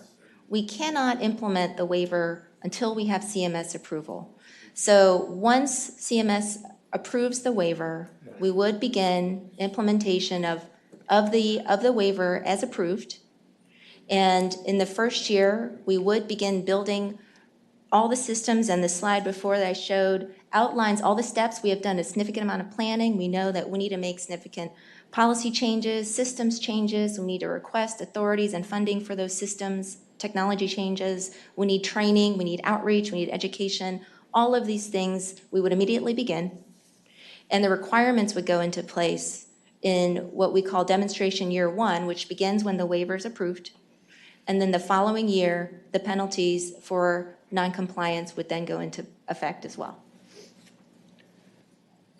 And this is, I just want to point out, just as a way, by way of reference, very similar, if not more aggressive than another state that pursued very similar work requirement and has approval. So Indiana, just as an example, submitted their waiver June of 2017, received approval February of 2018, began implementation January of this year, and plans to phase in the requirements this summer with the penalties for noncompliance to begin in January of 2020. So there is a phased approach that states are taking that have done this before us, and that CMS is endorsing a phased approach to this. And that may also be connected to some not so great implementations in states that have gone ahead and that are actually now paused because of legal challenges. And that was what I highlighted on this slide, that currently 9 states have received approval to implement work requirements. These are the 9 states. However, and 4 states are in some form of implementation. However, 2 states have had their implementation paused due to lawsuits. And another state is likely to be pulled into that as well. So I think the phased approach that states are pursuing that have gone ahead of us, we are trying to learn lessons from them and to plan accordingly. Mr. Chairman.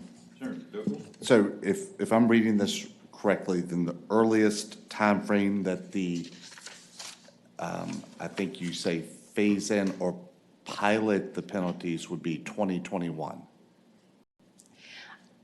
So Senator McDougall, I can't put a date on it because it depends on the approval from CMS. Mr. Chairman. So that would. Let me rephrase my question. The earliest date is 2021, because we're in 2019.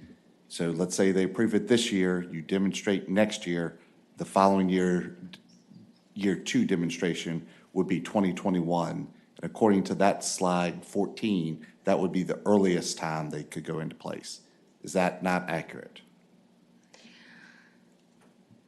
So, Senator McDougall, I would say a more accurate estimation of the earliest time might be a fiscal year, 2021, fiscal year. Mr. Chairman.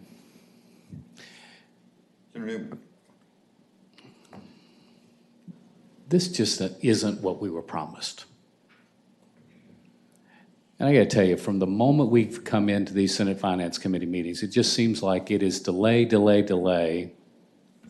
We didn't want the workforce requirement, and we are going to push it out as far as possible. And I think the message coming out of here is that it's likely not to occur until 2021. And to me, I cannot tell you just how disappointing that is. I mean, we sat on the floor, and the legislation was complex, but the discussion was around the fact we're going to have a work requirement. Come to find out, we're going to have the work requirement only if the feds approve it. Now there's a financial component that I don't know how it interacts completely. Maybe staff can help us understand it. But we're not going to get the requirement, the real requirement that there be work, which is what we were promised, until maybe 2021 on the beginning of that process. And I don't know how to tell you. It's just unbelievably disappointing that you must work to get Medicaid expansion is you might have to work later. And to me, I can't tell you how disappointed I am. Mr. Chairman. I have a different view of this. I see the reason for the delay is all in Washington. We've put in all of the required paperwork. We've gone through all the required steps, and they're delaying. They're delaying. I don't see any delay on the part of Virginia at all. But I would add that what I do see is the expansion population is a relatively unhealthy one. And as we bring them back to health, they will want to work. And I think that's a fundamental difference, frankly, between Democrats and Republicans. We think people want to work. You think they want to be lazy. Mr. Chairman. I can't tell you how much I like Senator Howe. But, Mr. Chairman, I just don't think that's correct. I mean, I think we are now waiting for the feds to act, and then what we're planning to do, our plan is to wait 2 years. That's the plan. And that's just not the discussion. We were on the floor. We had no discussion about that. I just think that we've got to determine it as a legislative body whether this is okay or if we really meant it when we said there's going to be a work requirement. All right. Mr. Chairman, can I just offer one clarification? Senator Donovan, did you? I can't tell you how much I like Senator Howell either, but I will point out from an epidemiological standpoint, the number that have consumed Medicaid is small. The number that have consumed appointments is small. Most of these health diagnoses are confounding variables, and both people have diabetes and hypertension. So this is a target population that we could have gotten with far fewer numbers in the expansion, and we could have helped these people as Republicans wanted to.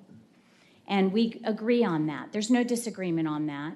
The disagreement is the confidence that when we say for 45 plus 39%, so 80, 90% of these individuals that are under the age of 55, and let's just say 30% of them really do have significant diagnoses. We want them to have access to preventative care. They're probably healthy, and the agreement was that this would be a stepping stone of work so that there was an opportunity for really having a chance at the American dream, which means health and work and social determinants of work, but we're not there. So I think that's why you're hearing disappointment. I think we're very much on the same page with this. It's just the actual implementation is not what we perceived it was going to be. Okay. Mr. Chairman, if I might, one more Okay. go round. Well, let's keep it brief now. I think I want This to will let be the brief. presenter present. What is holding this up is not the state, it's the federal government. The federal government. So if you really care about this, contact the president. Okay. All right, Dr. Lee, I think you have a good presentation. I'd like for you to work through the pieces of it that you think you've missed because we've been jumping around. And I think it's clear up here that opinions haven't changed from a year and a half ago. Those who were for it are for it, and those who are against it are against it. So, well, but we're working through it. Okay. Thank you, Mr. Chairman. I appreciate that, and I will just say that the plan also has not changed, and we are complying with the state law, and we will be moving forward with implementation as soon as the waiver is approved by the federal government, and that does include the requirements as we outlined previously in many presentations and in our application. I know there's a lot of interest in the financial update. So, Mr. Chairman, if you would like, I can move on to that. I still have a significant part of the presentation on that. Yes, that would be Okay. fine. I think we're good. Yeah, Okay. I'd like to see that. So shifting gears a little bit, since last November, we at DMAS have engaged in a full court press to review and improve our forecasting process and all of our financial oversight. Frankly, we appreciate the support of Secretary Lane in doing that.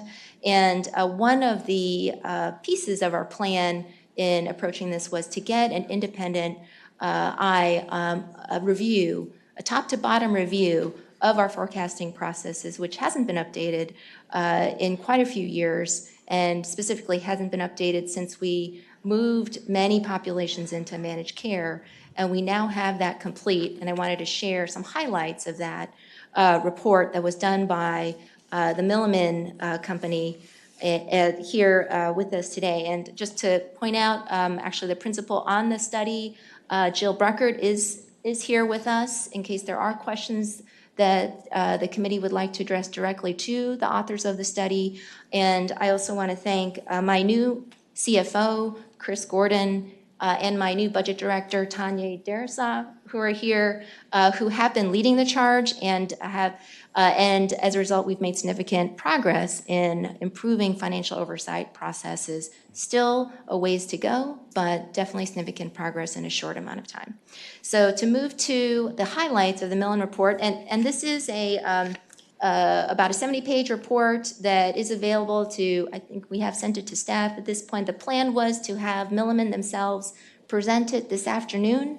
We have a meeting, our first quarterly meeting as outlined in the budget, to go over our budget variances and any change from expected expenditures this afternoon from 3 o'clock to 5 o'clock at DMAS. And if anyone would like a deeper dive, it will be available there and to anyone who is interested. But to hit the highlights, first, what did Milliman do? So again, Milliman did a top to bottom review. They, in a very fast period of time, in the months of February and March, they interviewed over 50 people. I believe many of you were involved in interviews, as well as staff, and the House side as well, and DPB, and the Secretary of Finance. And many others, and of course, many of our staff who have been involved in crafting the forecast for years. And then they studied other states, so they got a picture of what we do and the pluses and minuses, observations along that, and they looked at 5 other states to examine how they did their forecast, and then they put together some recommendations. So the recommendations, and let me move to this slide to go through them. And this, again, straight is from Milliman. And what I would want to do is outline what their recommendations are, and then I can go over how we are responding to these recommendations. So first, they categorize the recommendations into several buckets. So one is the data that's used to produce the forecast. So this is important because their finding, as they looked at what we did compared to other states, is that we do have significant challenges in this data area. We have multiple data systems that currently don't necessarily talk to each other. And so a lot of labor and hours are spent in collecting the data from all the various data sources that go into producing the picture of the forecast. And that is different from other states. Other states have better IT systems and data systems to enable them to do that. So that was one observation, and their recommendation was that we need to improve our data systems. And we actually are currently have processes underway as we do a complete modernization of our MMIS, the IT backbone of the Medicaid program. This is one of the main goals of that, and it will happen. So second, how is the forecast produced? So, and what are the recommendations there? So observations, the methodology that we use is very similar to other states. And the level of staff training and knowledge and expertise is also very comparable to other states. However, Milliman noted that other states tend to have more staff working on the forecast, more dedicated staff. One of the things they noted as a recommendation to us is that we need to develop better documentation of how we develop the forecast, the process by which we develop the forecast. And they also recommended that we consider doing the forecast more than once a year.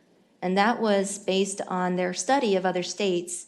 All the other states they looked at do forecast more than once a year, at a minimum twice a year, sometimes more than that. So that was a recommendation they made to us.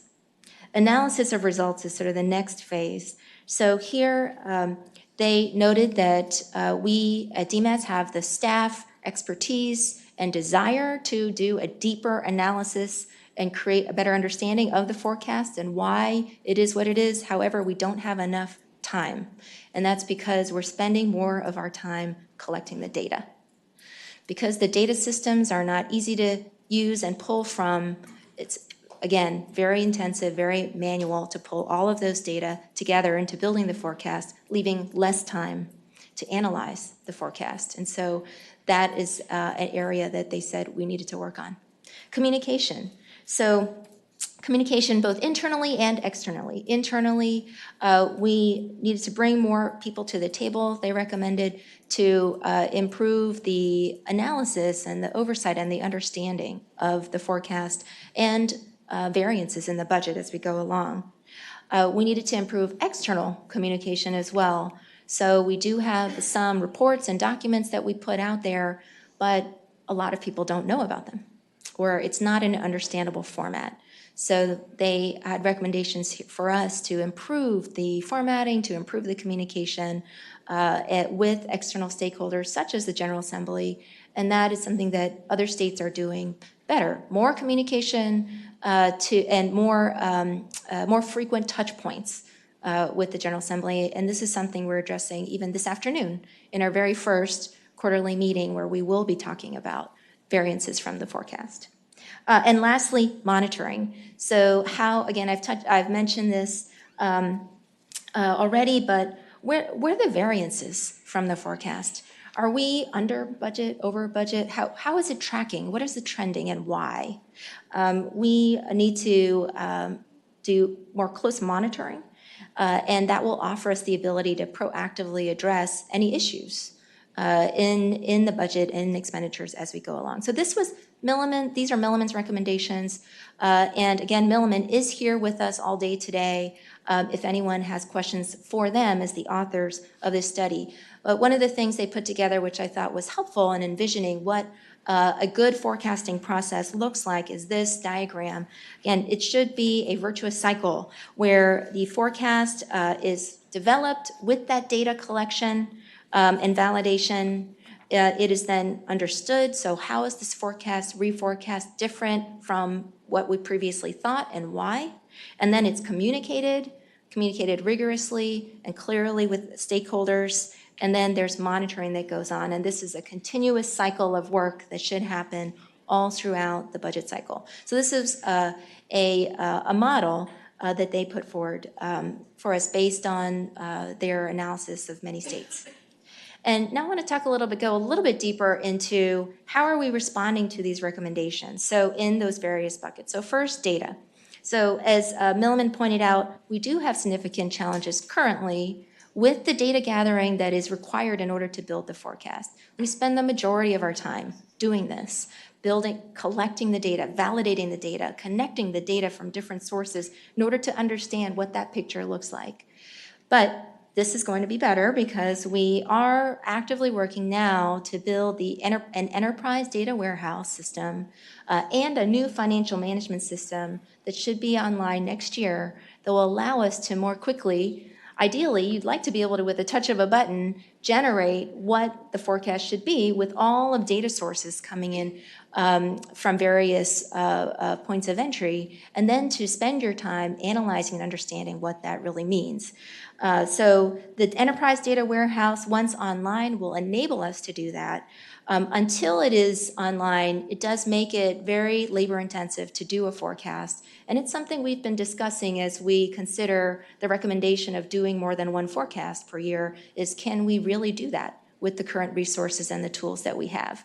Once the data warehouse and financial management system is online, we think that will enable us to do much more faster development of the forecast and spend more of our time on the analysis, which is what we would like to do, and I think will help all stakeholders to understand what is happening with the Medicaid budget. Next, the production of the forecast. We agree that we do need to do better documentation, and our plan is to develop and publish the documentation for exactly how the forecast is done. It needs to be a repeatable and consistent process, one that cannot be influenced by any external factors. It has to be the same validated process, and it helps if that's documented. So we agree, we are going to do this. We're going to document the process. The other recommendation that Milliman made is that we can gain some efficiencies. As this committee knows, we now have over 95% of our population in managed care, yet in the past, most of the energy was spent in understanding and developing the fee-for-service forecast. So we need to be spending more time on the managed care part and less on the fee-for-service. And one of their specific recommendations here to that end is to consolidate some of the fee-for-service lines and, again, shift that focus more to the managed care and to the rate setting. So we do plan to do that. We do think in the short term that will help us to free up some time of the data gathering and, again, refocus on what's really important. And that is a lot of this analysis and monitoring. So how have we responded, and do we plan to continue responding to build the muscle power for analysis here of the forecast? We have created internally an internal financial review council led by Chris Gordon, our CFO, and this we've met at least monthly since January. We met 5 times, and in this committee, which has all the major programs represented at DMAS at the table, we study the financials. And this hasn't existed before. We, in this forum, are breaking down the internal silos of data exchange and understanding and communication. It's enabled us to get a better grasp of the trends in the program and understand in closer to real time why we're seeing certain variations in the budget compared to what was expected or forecasted. Second, in terms of sharing that analysis, including this study, today we are launching what we've been calling our External Financial Review Council. Again, at 3 o'clock at DMAS, we will be presenting the Milliman report in more detail, as well as all variations in the budget and our understanding of what has been driving those variations, and we'll be available to answer questions. And we appreciate staff joining us for that meeting this afternoon. And that is a plan to be quarterly meeting, and that's beginning this afternoon. Mr. Chairman? Mr. Chairman? Yes, Mr. Chairman, I'm just curious, who is on the external financial review committee? Who appoints them? Who makes that up? And what's the process for external auditing with that committee? So, Senator Donovan, we are following the budget language as directed. So, although we are calling it a committee, there's not a specific appointment process that was outlined in the budget. However, there are attendees and who were specifically outlined, and everyone has been invited. Staff from Senate Finance and House Appropriations, JLARC, DPB, the Secretaries of Finance and HHR, of course. So this is our first meeting, but we are following the budget language. Thank you. Sure.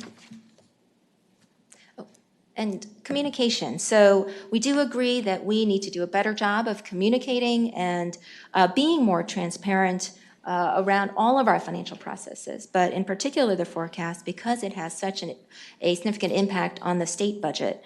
And so as we build that new culture of transparency internally, we are putting more and more data online. I've alluded to how we're doing that with expansion. But for example, with our monthly reports on enrollment and accuracy in our budget expenditures, all of that is now online, available right on our website. And for anyone to see how we're tracking according to what was projected in our forecast. As we began to do this, we realized that it wouldn't be helpful to put information out there that nobody could understand. And so even internally, we needed to do some internal education and sharing of information teaching. And so one of the things we've done is launched a set of educational forums, including this first one that happened back in March that we called Rate Setting 101, which anyone was invited to. We had over 100 attendees. We appreciate staff attendance and involvement there. And we talked very openly about the process of rate setting. We are also planning a Forecasting 101 for June 6th, a similar forum where we invite anyone interested to understand what that process is like, even as we develop that documentation for forecasting. Incidentally, another requirement that and a meeting that we have on the calendar is our Hospital Payment Policy Advisory Council, which is set for May 29th. And in that meeting, we will talk about the hospital assessments and what's been assessed and what's it been used for, and all the information that we've been sharing weekly with the Hospital Association in that committee. We will be sharing openly and creating a tool a mutually acceptable tool for sharing of information going forward with the hospital assessments. So this is just a mock, but I wanted to give you a picture of the future. So we have been doing a lot of thinking and planning on how we can present this data in a way that is helpful to members of the General Assembly and to stakeholders in understanding what is happening with the Medicaid budget. And this is just a mock dashboard, but what we are striving for is the ability to publish dashboards like this. Again, this is just a sample that would easily and clearly and simply display what is happening with enrollment in the program and as close to real time as we can manage and publish, and what is happening with expenditures.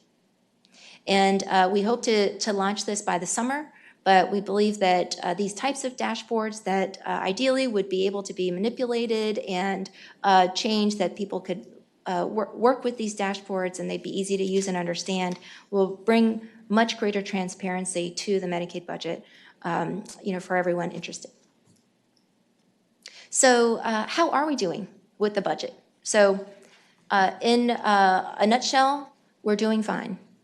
Here is the FY19 appropriation. That blue line represents the appropriation, and the green line just represents sort of what we might expect over a 12-month period. based on appropriations to be spending, and the orange line represents actuals. So as you can see, at this point in time, this is through March. Because of the lag in claims, there is a little bit of a lag there. This shows through March. However, it shows that we are currently through March under. And this table illustrates the numbers compared with the appropriated level for base Medicaid or traditional Medicaid, Medicaid expansion, FAMOUS, and MCHIP. And you see that in 3 out of 4 of those lines, we are actually under. So for base Medicaid, we're about 2% under. For Medicaid expansion, about 22% under expected at this point in time through March, and FAMOUS as well.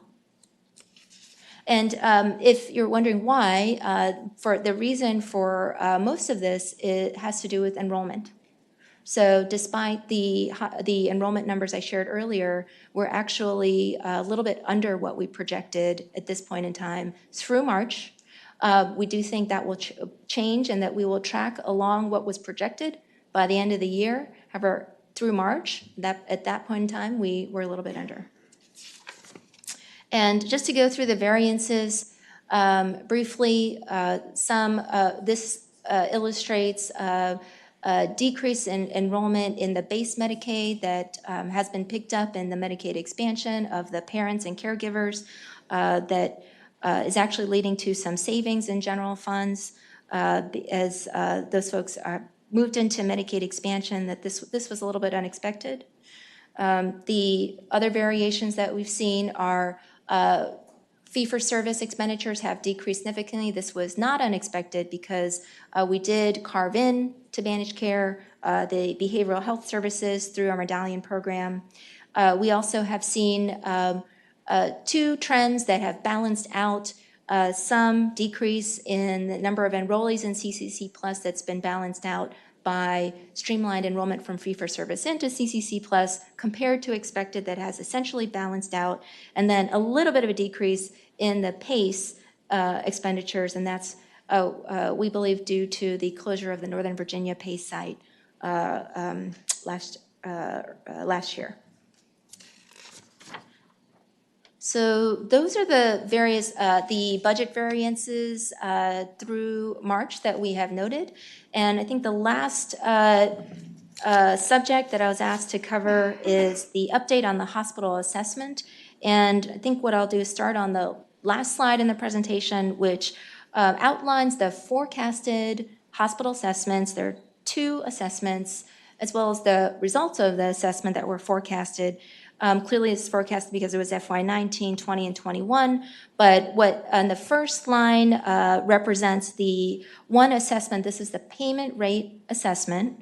So this was assessed beginning in January 1st. That top line in 19, that 194 million is what was assessed, and what is expected in terms of gross payments back from the federal government as a result of these increased rates. This essentially increases the rates for inpatient, outpatient payments to hospitals to Medicare levels, is the 463 million, which would mean a net increase to the hospitals of 269 million, which would be double back sort of net revenue compared to what was paid into the payment rate assessment. And two payments have been made so far with the payment rate assessment. The bottom part of this table shows the coverage assessment. So this, of course, pays for the state's share of Medicaid expansion. Both these numbers, by the way, were directed in the budget, the 194 and the 87 million for the state share of expansion. What we estimate is that the gross hospital revenue would be 313 million. That's based on coverage of those new enrollees into expansion for hospital services that they would use.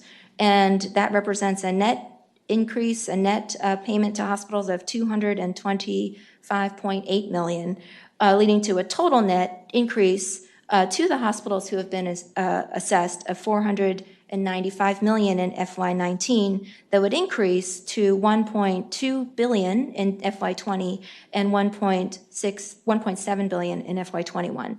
And then we also included the hospital dish payments, which are continuing, the $23 million that are paid out in dish payments to hospitals. So going back, what's the bottom line? The bottom line is those private acute hospitals that were assessed to pay for the state share of expansion, as well as to support the increase in payment to the hospitals, the 69 hospitals will experience, we predict, a net increase of a $2 gain for every dollar paid. That's net, $2 increase, and that is equivalent to $495 million in 19, $1.2 billion in FY20, not including the dish. So that's sort of the big picture story that we predict in the hospital assessment. Okay, a lot of information there. Are there additional questions that Senator Barker? Well, let me do a little bit of a comment and then questions on things. Earlier, I think in some of the discussion, you kept using the word "we," and I think some people were interpreting that as meaning that DMAS was going to do all these things. I think, if I'm not correct, let me know, but I think the "we" you're referring to implement the employment supports and those types of things is we, Virginia, and we're working with partners both in the public sector and for the higher education system and others in workforce development that may include private sector partners. Is that correct? Yes, that is correct, Okay, Senator I think Barker. that's an important distinction there. I think in terms of just a comment, I don't think we're that far apart in terms of what we want to do and where we want to get. I think regardless of how we voted, last May on Medicaid expansion, we want people to get care. We want them to achieve good health status. We want them to become self-sufficient, to be employed and be contributing to society. We want to hold them accountable, and we want to be able to implement all this as effectively as quickly as we can. I think we also don't want to end up in court like some states like Kentucky did by trying to, at least my perception is, trying to do everything all too fast before the systems were in place and before the users, the people who benefit from it, understood what they were supposed to be doing. What I would say is that, let me run through a couple things and make sure that I'm understanding things correct. One is we will implement the waiver regardless of whether federal dollars for the employment support services comes through. Two is that if they don't provide federal funding for that, then we could consider state supports, but we are certainly not required to do that. So we could, if we felt it was going to provide more benefit than what certainly enough benefit for the cost that would be incurred, and use state dollars for that. That doesn't mean we're going to. That doesn't mean we're even going to consider it, but that's certainly an option. Three is we might be able to shorten the time to when we would be able to implement the penalties, based upon that slide that talked about it being a little year out, if we started developing the systems before we got the determination as to whether or not what aspects of the waiver would be approved. I'm pretty confident we will get approval on a waiver. Exactly what the details of our thing are not there. That would require state dollars rather than the system we have in place now to be able to do that. But that might shorten it by at least a little bit. And four is that if we say we're to get approval by July of this year of a waiver, even under the circumstances you've talked about, we might be able to implement the penalties by, say, September of next year, September of 2020. And if we started developing the systems before getting the action on the waiver, then we might be able to shorten that time frame so it's not as lengthy. I don't think any of us wants to say we want to delay doing it. We just want to make sure we have the time to get it right so that it flows and is implemented in a way that makes sense and is also legally defensible, so we don't end up in court as some other states have by trying to push things through quickly. Is that a reasonable synopsis of sort of some of where we are on all this? So I think all you have to do is say yes. So Senator Barker, I would say almost entirely. I definitely did not intend to communicate any sense of delay. I believe we are right on target with our plan as we've outlined all along. And we would implement the waiver as soon as it's approved, yes. And the only thing I would caution is, and you correctly noted that when I used the pronoun we, I meant we, including my colleagues who lead the workforce programs. And if they were here beside me, they would also caution the ability or the expectation of being able to move up the systems changes any faster than we've outlined in our original plan. Of course, that depends on when we get the waiver approved. Right. But there's also, from the Medicaid perspective, I would say, we're not able to implement the changes in the waiver until the waiver is approved because we would potentially be violating some of the rules of the existing Medicaid program. So we just, we are certainly planning intensely with our colleagues and our contractor. We have done landscape scans. We have actually posted for positions to hire to run these programs. So we're doing as much as we possibly can without having that waiver yet approved. Okay, thank you, Senator Barker. Any other questions? Senator McDougall? Mr. Chairman, this is not a question, but more a statement. And certainly my ability to skim this on my phone as my eyes have gotten older is not as good. But as I read recommendation number 8 from the report, and this goes directly to forecasting, it only strengthens the concerns that I expressed during session when this body, jointly Republicans and Democrats, not partisan, put forward an independent forecasting agency. And my concerns continue to be all our time is spent on collecting data, not analysis. The other individuals helping in the forecasting plan are ones that maybe have some influence in the direction that plan goes. So as we go forward over the next months leading up to next session, I expect that we will continue to have a robust conversation about the needs of making sure that our forecasts are accurate and what we need to be doing in order to ensure that, whether that be within DMAS or it be some share with external sort of factors. So that's more of a statement than a comment. Okay.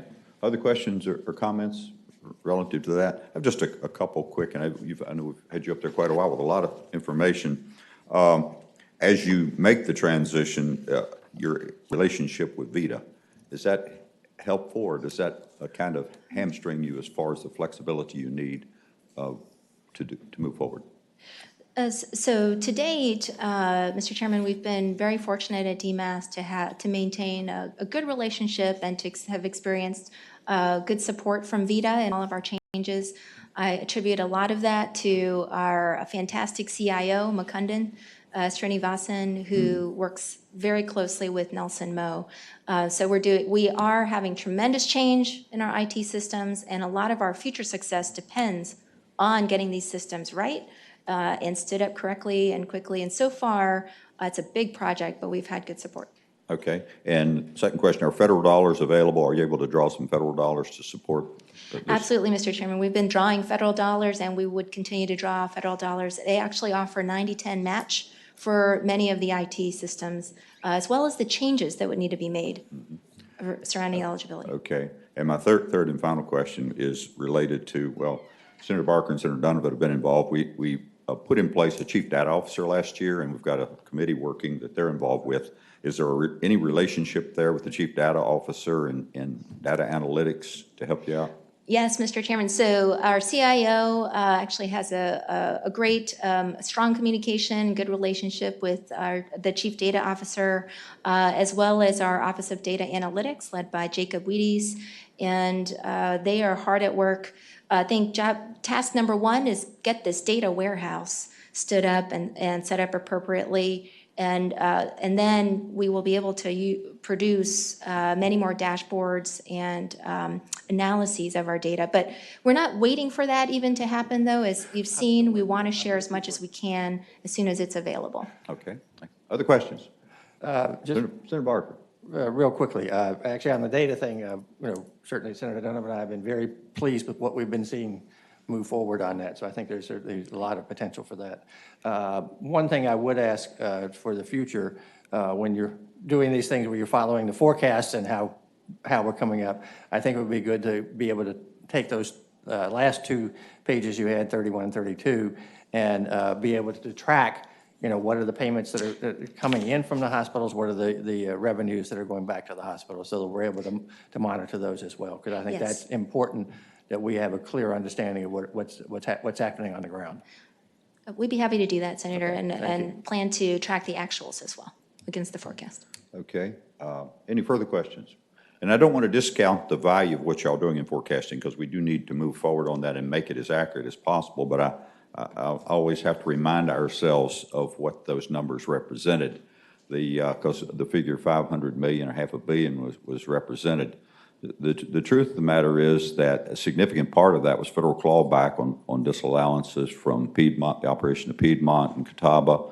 There was a significant portion of that was an uptick in children's services, and it was a 2-year figure, so you're talking about $175 million per year, and that was attributed to some overly optimistic assumptions that we all made relative to putting in place managed care, expanding managed care. So it's a different scenario, really, but we still need to get accurate numbers, and I think you are on the right track. Yes, thank you, Mr. Chairman. Okay.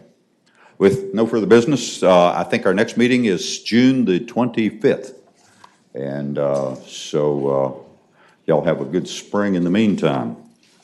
The meeting is adjourned.